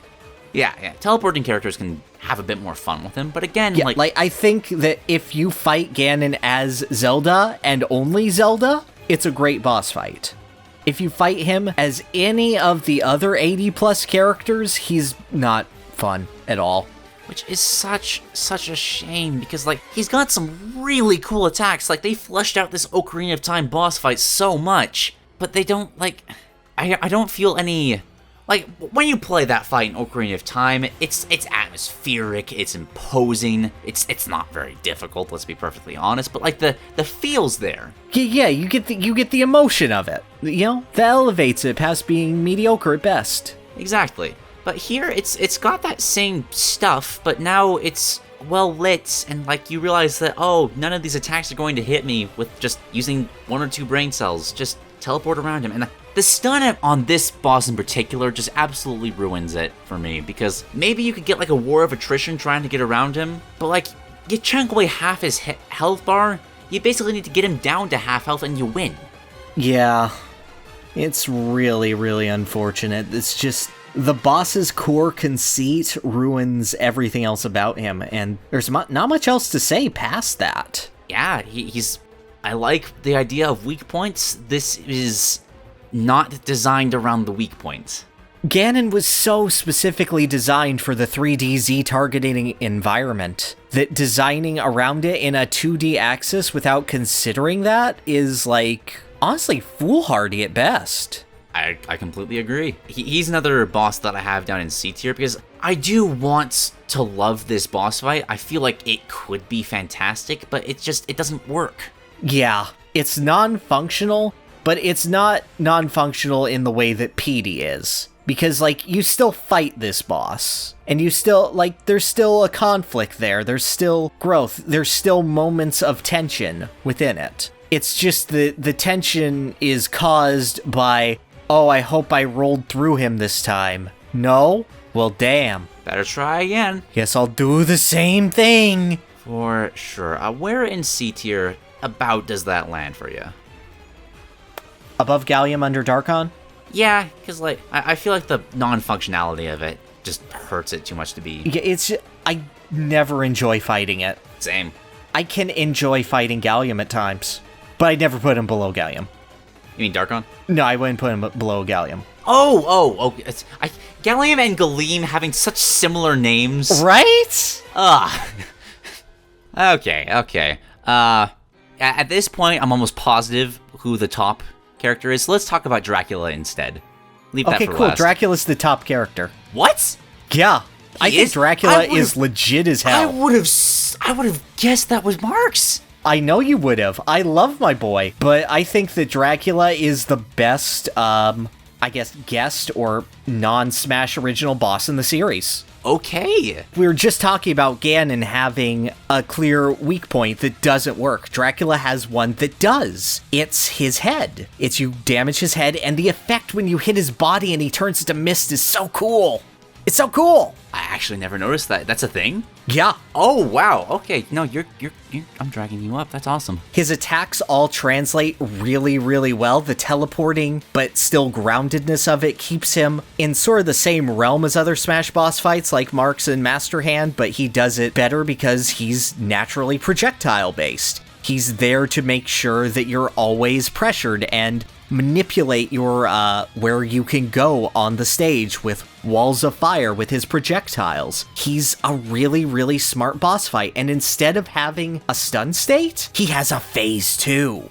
And that phase 2 completely changes things as he goes full aggro with some really, really devastating attacks. Like, I feel like Dracula is the boss that does the best job of pressuring you, of just always being on you. And because of that, I think he's inherently one of the hardest bosses in the series. Just because he is always there, he is always omnipresent, and it's very much a matter of, can I avoid damage taken in Dracula 1 so that I can survive Dracula 2? And that's how it works in Castlevania, because Dracula 1 is always a set pattern. It's, you have to react to where he spawns, but it's very, very simple. Well, not simple. It requires really good timing, but you know how to avoid his attacks once you know how to avoid his attacks. It's just a matter of having the nerves to do so. And then Dracula 2 is a big old beefy boy, and you gotta really, really go in on him. Otherwise, he's gonna really, really go in on you. And I think that translates super, super well. He adds a lot of attacks to make him more intimidating in this form, because it's his Symphony of the Night and Rondo of Blood end form, and he does a much better job in Smash Ultimate than he does in those games of actually pressuring you. And just, yeah, I have no complaints about Dracula. All right. I do have one, just being that I never feel like he has enough health. Like, I start to feel that pressure, but then he's dead. I feel that with Phase 1, I don't feel it with Phase 2. Yeah, I agree with that. Because I feel like I hit him with, like, going through, like, the Belmont's classic modes, and especially, like, you hit him with one axe, and a third of his health just vanishes. Yeah. But it's literally a matter of tweaking his health. And, like, he does a good job where the Belmonts are good at countering him, go figure. But then they also struggle at avoiding his attacks in later phases. My other big complaint with him was just that I didn't feel like it was well communicated that his head is the main weakness, which means I'm just an idiot because I never noticed the mist effect at all. Yeah, no, and I mean, that's how it's been in every Castlevania game for, like, 30 years, so. Oh, nice. All right. Like, his head's always been the weak point, so. With that knowledge, like, yeah, easy S tier get boss. I do feel like I do like Master Core more, though. I agree. Mastercore does more with what Smash Brothers actually is, between like having a platforming challenge, having an actual duel against another character, like actually messing with the stage. I wish when he hits phase 2, Dracula, like half the castle just crumbled away. Something like that. I could see that. I don't think it's necessary. Like, some Dracula fights work that way, some don't. I think in Symphony it actually does a really cool, like, warping you into a multicolored chaos dimension. But for the most part, I feel like this is exactly what it is, and I feel like it gets that personality of Dracula being, at first, this cocky nobleman who is holier than thou, and then just turning into an absolute beast of rage and malice. And a small detail, I love his spirit. I love that it doesn't evolve into Beast Dracula, but instead evolves into Soma Cruz. Oh, right, because, like, the whole, I know the lore behind it. Like, it's a reincarnation kind of thing. Yeah, Battle of 1999 and stuff. That is neat. I thought it evolved into the demon. That's cool. I like that. No, you just get both Dracula and the demon, but then Dracula can be upgraded. Nice! I definitely agree with SG, but are you alright with him being under the Master Core? Totally. Okay. Master Core is a great fight. Well, I'm kind of flabbergasted now, because I thought for sure Marx would be the top for you. What do you feel about Marx, then? So, of all of the bosses that deserve to be in this game, none of them deserve it more than Marx. And I say that knowing that Kirby Superstar is very well overrepresented in Super Smash Bros. But if there was going to be a Kirby boss, it was going to be Marx. Because, like I said at the very beginning of this, Super Smash Bros. DNA lies with Kirby. It is an expansion of Kirby Superstar into a fighting game. And Kirby Superstar itself was the introduction of fighting game mechanics into a platformer. Marx is the progenitor on which every other boss is based off of. He has a unique pattern, he teleports all around, he has his phases of just being there and floating around, but then transitioning into his next attack with very little warning. Like, he is the Super Smash Bros. Boss. I think he's done a little better in his home series, but he is absolutely a Super Smash Bros. Boss fight. None of the other bosses would have any basis to go off of without Marx there. Like, Master Hand owes most of his attacks and most of his identity to Marx. And Marx does a fantastic job in integrating himself into Super Smash Bros. Because, first of all, like, you just see his 5-second intro cutscene, and you instantly get it. You see this scary little Kirby child just staring at you from behind, ready to literally backstab you, and then he turns into a monster. It is by far the most unsettling thing in Smash Brothers. It feels weird, and it just feels funny to go, haha, look, it's Sephiroth, and then Marx is behind him. And then one of them feels more dangerous than the other. Like, he has that raw appeal of this feels wrong and weird, and it's awesome. It's so good. And then he actually expands into Smash Brothers really, really, really well. He has his vine move from his series, but he turns it into almost these Dharkon-esque vines, these ugly black brambles that, you know, do I like Dharkon? No. But that's a neat little nod to World of Darkness and how Marx is a being that gets his power from others. Basically, Marx is this way because he tricked Kirby into summoning a genie, and then he took the genie wish. And this is him just using another entity to gain his power. I love the new additions that they added to him, like his weird vein attack, which is just so unsettling and so weird, but it fits. It's this body horror element that was missing from Marx, but was present in other Kirby enemies like Zero. The way that, like, his eyeballs fall out and turn into these balls of darkness that home in on you. It's just, he's so unsettling, and he evolves to the point where how unsettling he is works in the context of the Super Smash Bros. Series. And I don't think he has a stun, does he? He does not. So he gets rid of that full phase of just getting to wail on him.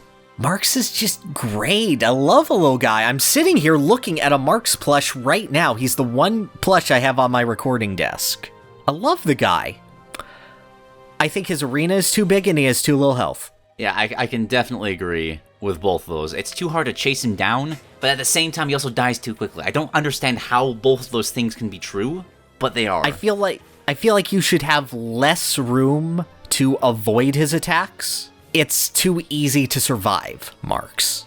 You get up to ridiculous percentages with Marx and still live. Like, of all the characters who I think need stamina, I think Marx needs it the most. Because Rathalos and Ridley, that works thematically for them. With Marx, he needs it so that he can continue to be threatening.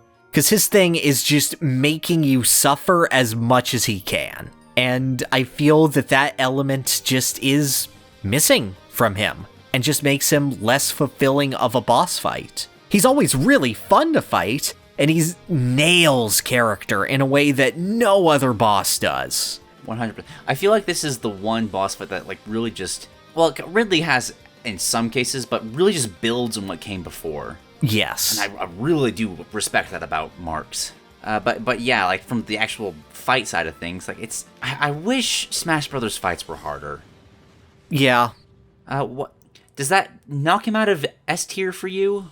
I have debated for so long to make him bottom of S or top of A, because he's there. Like, there is a Marx zone, and he is there in between Dracula and a glove.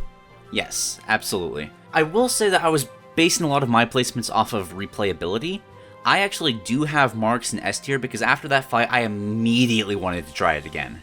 Because it's different, it's raw, it's not something that Smash has really gone for before.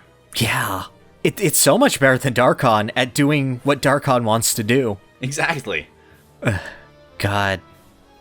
It's just difficult because, like, as someone who has played Kirby Superstar at least 30 times, like minimum, and knows this boy, knows his pattern, and will play him over and over again, and just know that there's a more fulfilling version of this fight, and it's him and also Mark's soul, it's hard for me. Because I go, oh, that was almost it! Then I don't know if I'm nitpicking because I love him too much. Sounds like you got a similar problem that I have with Rathalos. Just like, I know what this is supposed to feel like. Mm-hmm. And I don't have that same love. Like, if you're gonna pick a Monster Hunter monster, there are dozens of more interesting choices. Mm-hmm. Coming from someone who's only played Superstar once, I don't have that same issue with Marx. Like, now I do, because I've fought the boss like 4 or 5 times, and now I've just got him down, and he is too easy. Yeah. But for a relative newcomer, he was the fight that gave me the most trouble out of the Smash Ultimate bosses. Okay. I would give that to Dracula, but also, I fought Marx a few times. I can't remember what my... No, Dracula was after I unlocked Ridley. Oh. And just Skewer kind of breaks a lot of the bosses. Just, oh, there goes half of their health. Oh, I could see that. That's not hard to land. Yeah, okay, that's fair. Yeah, I don't know if Marx is just too easy because I know Marx. Like, I don't know if he's too good and that made him too easy. But I feel like Marx is easy is, like, a pretty simple sentiment. He also does have it's a really good spectacle as well. The environment's great. Great remix. It is, but I wish they made a new remix. They've been using the same one since Brawl. It's true as well. If you know Marx better than I'll defer to your placement of him. I hate you. Because, like, what? Am I going to say, yes, let's shit on Marx, my lovely boy, who did nothing wrong? Well, that's just the thing. Like, taking, like, the, I feel like of all these characters, that Marx is doing literally everything right, except for, like, maybe having a more difficult boss fight. Like, character-wise, presentation, it does still teach you a lot about, different mechanics of the game. It forces you to, like, move around, like, okay, keep your eye on where, these, like, little seeds are landing so you can avoid the sprouts that come from them. Trying to avoid his, when he pops out of the ground.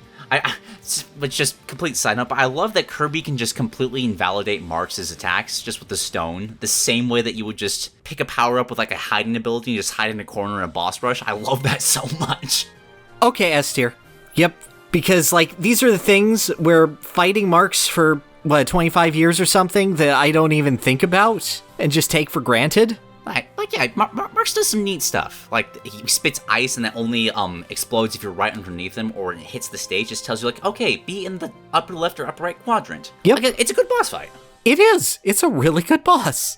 Oh, thank you for talking me up from that. You're welcome. You're welcome. Oh, tear my heart. I'm gonna hug my little buddy.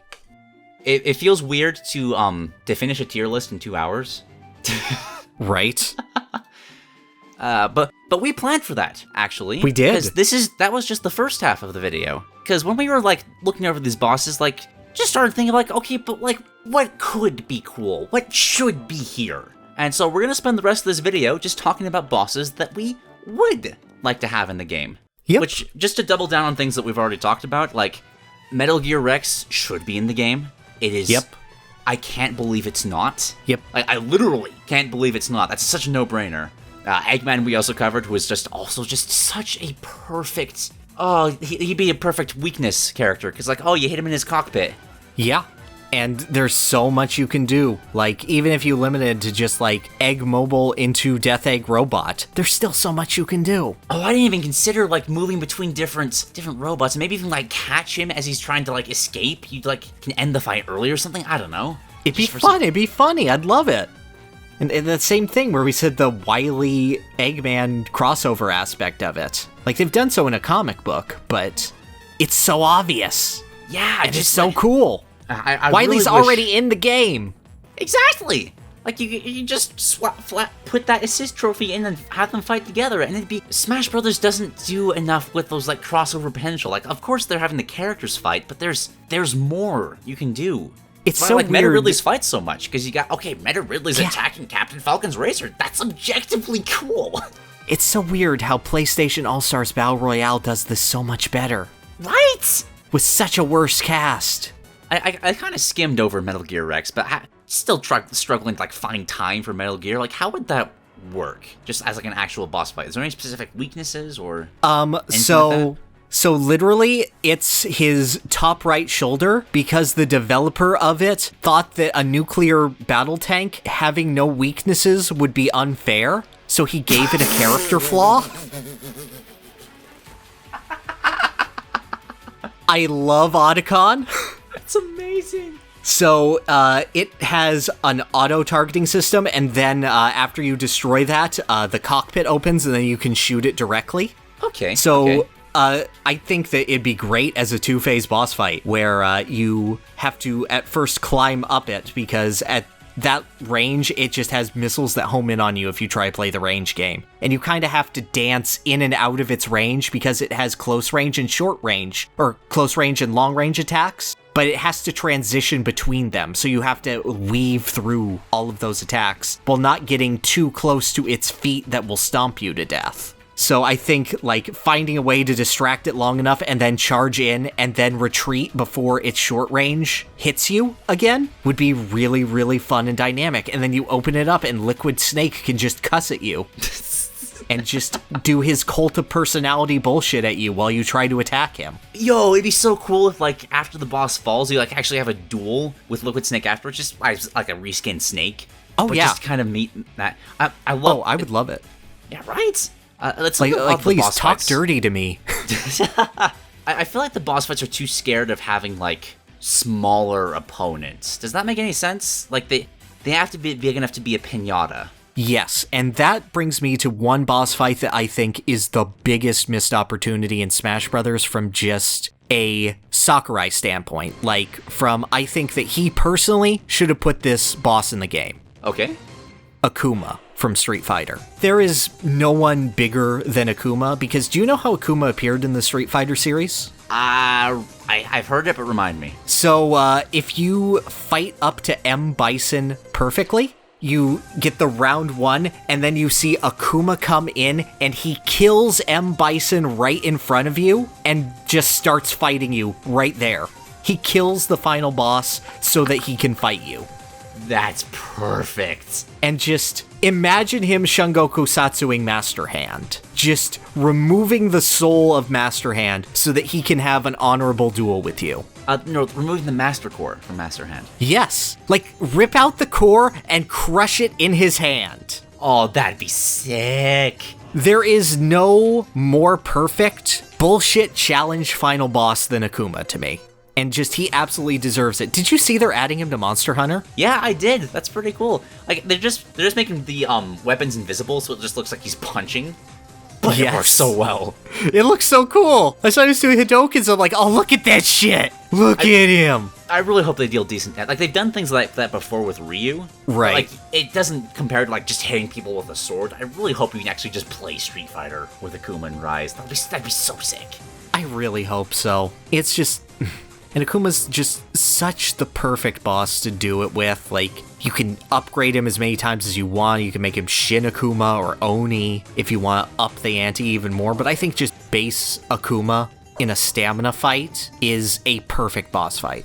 That would be sick. That would be sick. The fighting game character I gravitated towards was Goro. Because of something you said when we were talking about Incineroar last time, that Smash hasn't really made like a good grappler yet. It just doesn't really work. Right. So I was thinking, like, I can't think of, like, how to, like, air games with, like, characters that, like, that there's obvious problems there. But what if you did it for a boss fight? And just, I love the idea of just Goro being this fighter. Like, I don't think Mortal Kombat could get in Smash Bros. In the first place, but if it could, just be like, okay, all of his arms, like, if you get even close to one of them, he's just gonna grab you and toss you back to the center of the stage. Just have some sort of stamina fight where it's just... I would totally agree if Mortal Kombat didn't, like, stomp Goro's reputation into the ground.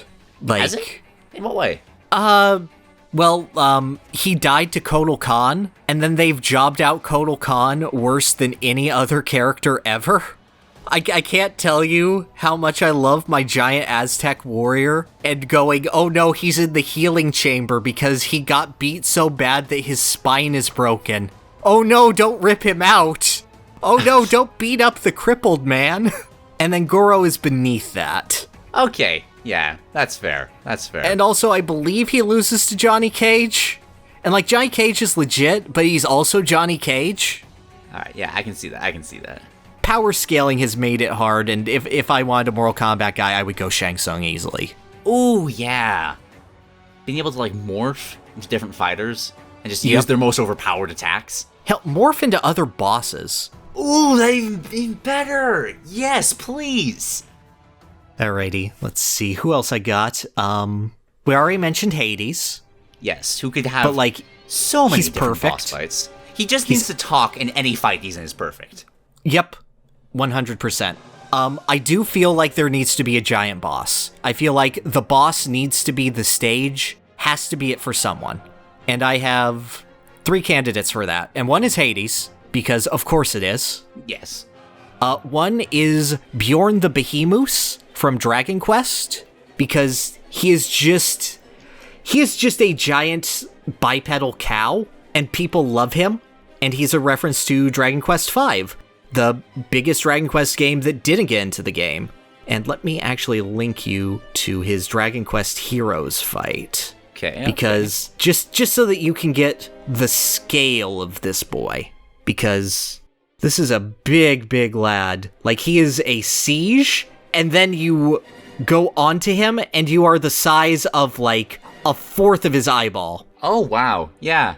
You know, so this is just a massive opportunity. Like, this could be a stage that you turn into a boss fight. Yeah, that'd totally work. Who's your third? Yeah. My third is Kefka from Final Fantasy VI. I see that. Because that's literally the Kefka boss fight. He's a 4-phase stage where you climb up the Tower of Purgatory from hell, reach heaven, and fight God. And he's just perfect for that. He is 100% perfect for that. And the fact that it's so many phases fixes the general easiness that most of the Smash Brothers fights out, because that's why Master Core works so much. It's an endurance match. Exactly. And oh my god, I would kill to hear the Smash remix of Dancing Mad. Oh, I didn't even consider that. Advancing through every single phase. Like, oh my god, the FF14 version is fantastic, don't get me wrong, but or I'll just put the FF14 version in. Both is good.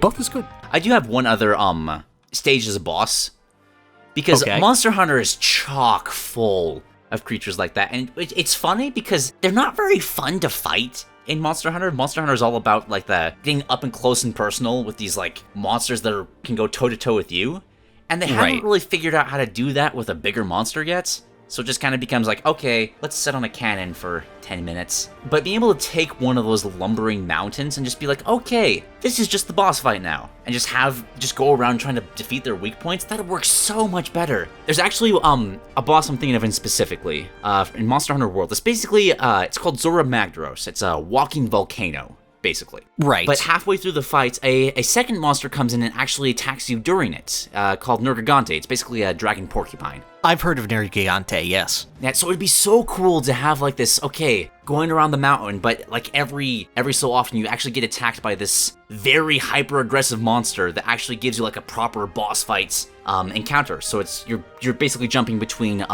Master Fortress and Master Beast. And just going back and forth between those. Could have been so cool. I can see that. Yeah. On the flip side of that, though, just kind of what we talked about with Akuma, Smash Brothers needs to have like these smaller boss fights. I feel like there's an imposingness to seeing a boss fight bar appear, but the guy's just the same size as you. Yes. And I feel like the Black Knight was a perfect chance for that. Oh, that's a good call. Oh. Because you got this slow lumbering Black Knight who just covered in armor, super armor to everything. So you get to just start thinking like, oh, I'll just fire projectiles at him. Anytime you fire a projectile at him, he'll do the Elondite slash that just covers the entire screen, instantly kills you. You have to approach this guy, but he's forcing an armorable fight from you. I like that. Oh, it's so simple, but it's so effective. Right? And if you like wait too long, he teleports right behind you and just slashes you. Oh, I like that, but if he misses it, he'd be tired because of the warp powder effects. Yeah! It would work so nicely. I feel like if any Fire Emblem villain gets representation, it was what happened. Like, he's the assist trophy, but like... Yeah. There's an imposingness to him that is captured somewhat from his assist trophy, but I want him to be... It's too easy to just ignore and avoid him. And I feel like a boss fight where like, no, you're forced to fight him and you will fight him under his rules would be so cool. Yeah, all right. Oh, yeah, you're selling me hard. Because, like, when I was thinking of, like, maybe a Fire Emblem boss, I was like, nah, Ashnard's pretty close to Ridley. And Ashera, like, the Black Knight didn't cross my mind for that. And just, oh, that's good. Yeah, my brain went to Grima first, just being like, oh, the stage is a boss, the boss is a stage, yeah. But, like, Black Knight's just, like, he's got so much more history and character behind him. Yeah. That said, a Grima stage would be pretty sick. That would also be pretty cool, yeah. Just I'd as be a down stage, for that. yeah. On that same note, you mentioned that you liked bosses with a lot of ads. So, Yes. like, just having stuff to distract you from the boss. So, let me suggest one that is that, and then is, like, a weird ad himself, and that is Kamek from the Yoshi series. My idea for Kamek is just he's a bunch of minions from various series. You can throw whoever you want in, and at some point, he's gonna enlarge one of them to a super size. So you get the one super enemy, and you have Kamek who's constantly flying about, creating new minions and new ads for you to fight, and one to enlarge eventually. Oh, I really like that.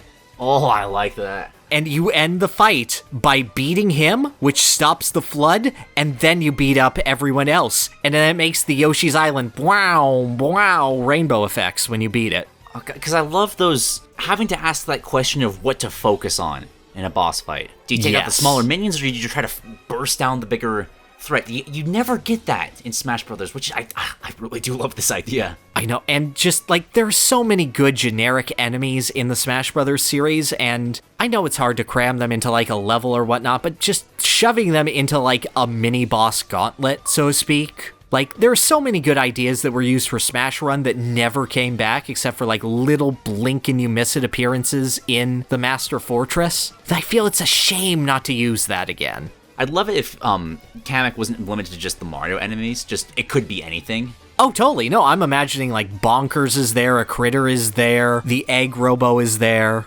Dan is there if you want, I guess. Oh, just enlarge Dan, yes. Yes. And he just spams taunts because he's big, and then you kill him in one hit. Yes, please. Oh, I'd love that.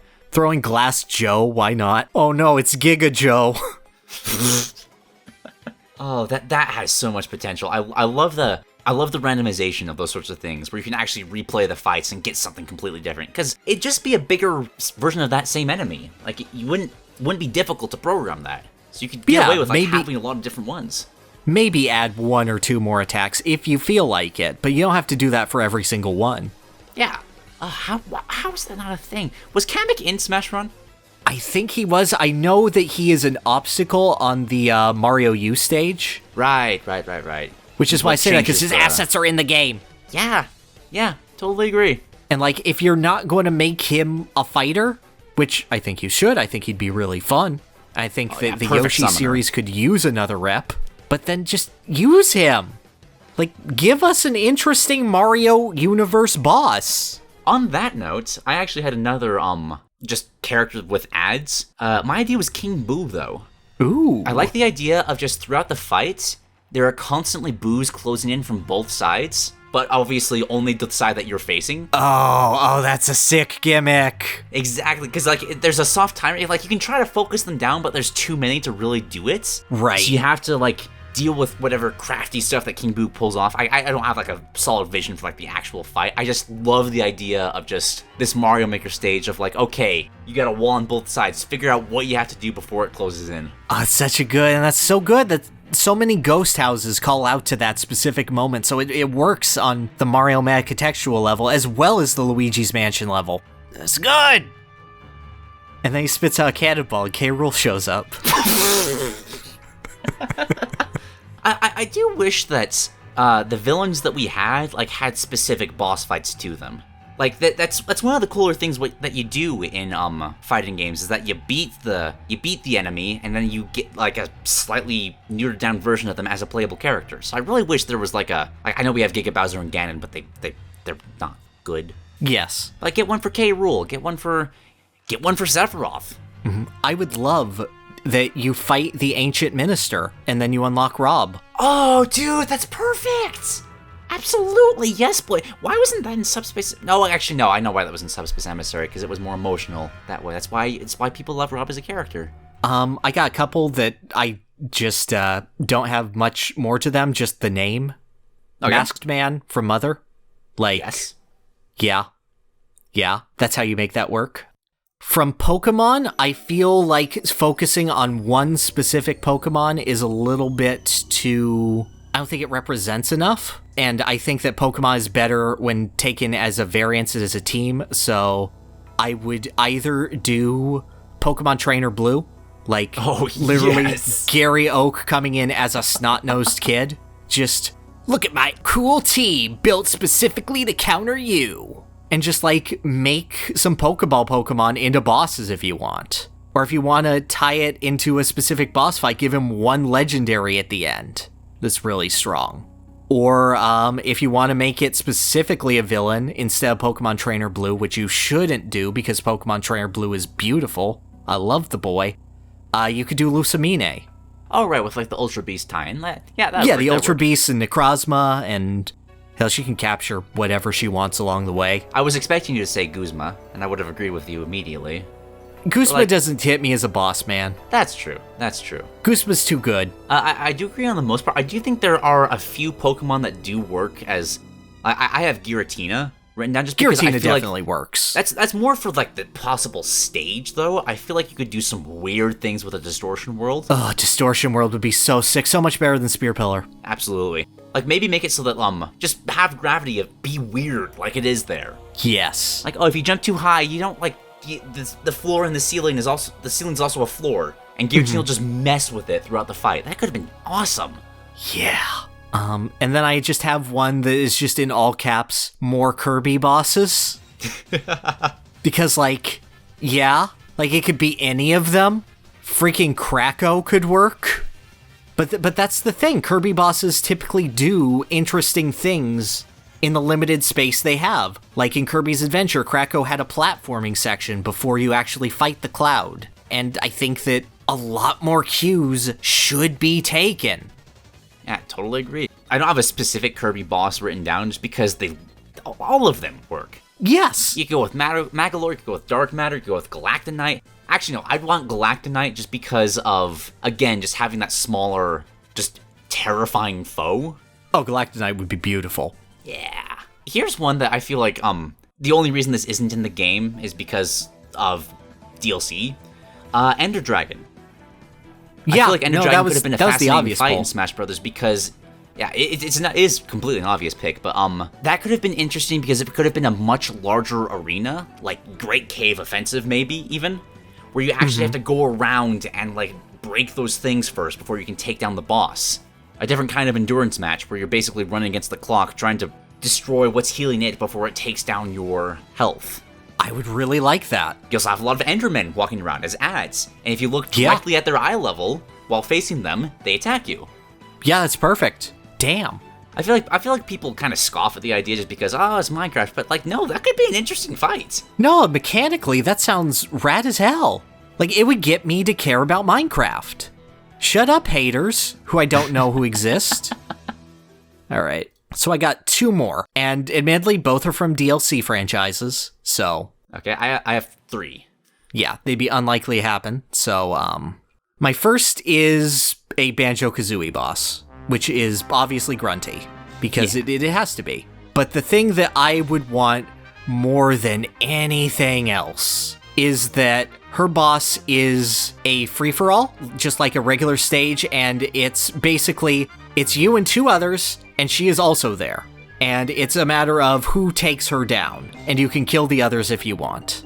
And then in the middle of the fight, Grunty will go into the background and ask trivia questions. Yes, that's where I was hoping you were going with that. And you would have to scramble to one of 3 platforms in order to get the answer right, otherwise she just smites you off the stage. And of course, with your other people there, you could try to knock them off of those platforms. And it's just a matter of turning the fight into the trivia game and translating into that. Is it a totally disruptive boss fight? Absolutely. But God, would I play this for hours with friends? Yes. Absolutely. Imagine this. So she, halfway through the fight, she asked the question, okay, which of these fighters almost became a character? And it's somebody like, Waluigi, just a Zelda character, and just characters that people have been requesting. Like you see Isaac and Shadow there as well. And then when people just scramble to the platforms, they all drop.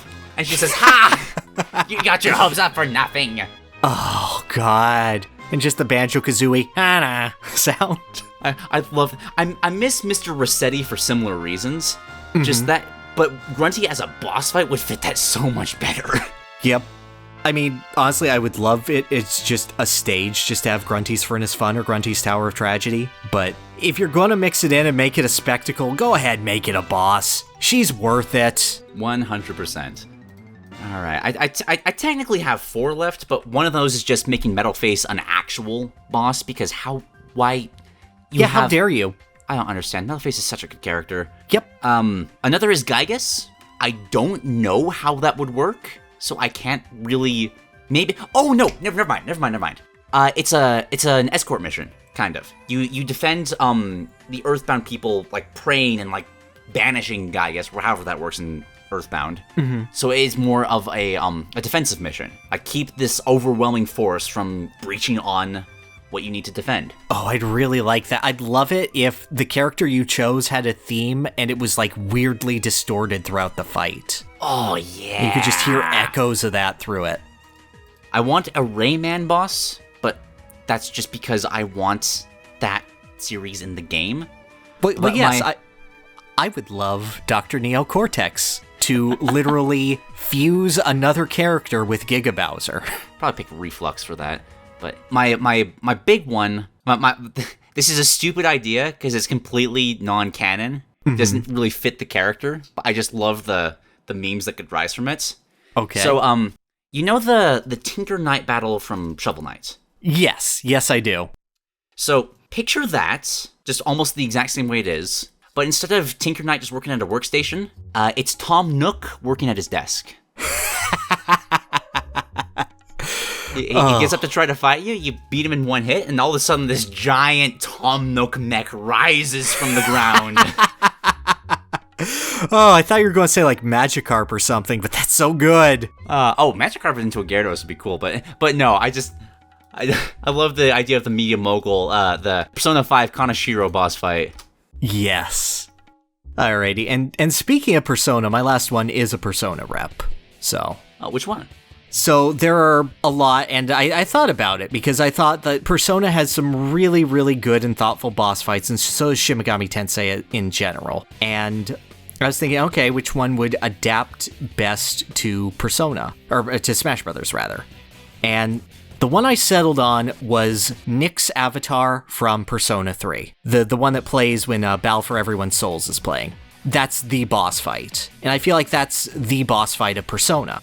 If I had it my way, then I would celebrate Persona more as a series, give 5, obviously, the character slot, give 4 the stage with the Midnight Channel, and give 3 the boss with Nick's avatar. But... oh, I would like that. That's me in a dream world here. Yeah, but anyway, Nick's avatar is the avatar of death. It's literally the concept of death coming down and fighting against the inevitability of your own demise.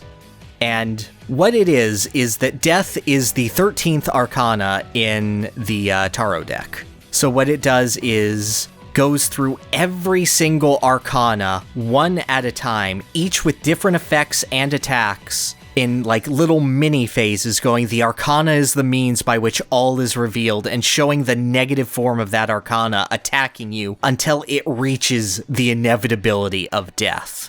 So what I would love for Nyx is to be that same insane amount of phases boss fight, and Smash phases go quickly, you can do that, but make it an utter gauntlet of an endurance match of just all these different attacks from all these different styles coming at you. But before you fight the boss, you pick a team. And every time you get to a certain part of the boss, like every time you get to a certain arcana, you unlock that character. And if you want to get really crazy about it, you can assign each character an arcana, and once you get past that, you unlock that character, or that set of characters, if they all associate to one of those 12 arcana. And then you can have this big final boss showdown at the end against death. And just have all these cool, like, timer ticking down sort of mechanics, or bringing you to the brink of defeat, but having a teammate heal you, or whatnot. And I just think it would be so cool, because Smash boss fights just suck because you could just wail on them over and over and over again. And I would love to play into that sort of multi-phase, all-star endurance match kind of test. And I think that this is the perfect boss to do it with. Yeah, I'm loving the mental picture you're putting in my head. My only caveat is that at the absolute end, you have to choose a single fighter on your roster to sacrifice from the game forever. Oh, finally, Corrin has a use! Exactly! Oh, but yeah, that sounds like... You're making me so disappointed in the Smash bosses that we have now, because yes, they're serviceable for what they are, but given that, like, using multiple characters to just go through a gauntlet, like, there's so much more that they could be. you get it in flashes with, like, Tabuu and the Galeem Dharkon final battle, but they're so limited and they're so weirdly segmented, and there's not that sense of camaraderie or strength. And just, I want that from Smash. It can have that. It just needs to be willing to take that step forward. Which, who knows, maybe that'll happen when Smash Brothers gets rebooted in, like, 4 years' time. I don't know. One can hope. That'd be nice. Alright, but that's all my bosses. How about you? Yep, that does it for me. I am all good and all set. And, like, obviously there are so many other bosses that could be in this series. Pikmin is an obvious thing to pull from. Andross. Yep. Dozens, literally dozens of Pokemon. Anything from Metroid. Yeah. But honestly, I don't want them to expand bosses in the future until they figure out how to get them right. Yes. And I think they're making good steps. I do, yeah. We have 3 bosses that are legitimately good. And even the A tier ones, like, I do, if they just didn't have that stun mechanic, I feel like they'd work so much better. Yes. Yeah, like, there's hope here. They're going in a good direction. Continue, and in fact, double down. Exactly. Like, it took them a while to get the fighter designs, like, flowing in a smooth way. We just need, like, another game, maybe 2, to get to the same way with the bosses. Yeah. But for now, this was quite a lot of fun. Yeah, let us know if there's any other topics that you'd like us to cover about Smash Brothers until we hit fighter number 11. And if there's any bosses that you guys would like to see. I'm sure there's plenty of ideas out there. Oh, we've missed tons, I'm sure. Alright, but until next time, we'll probably be talking about stages, and we will see you guys then. Yep. Bye, guys. Thanks for hanging out. Ho-Oh from Joy Mech Fight!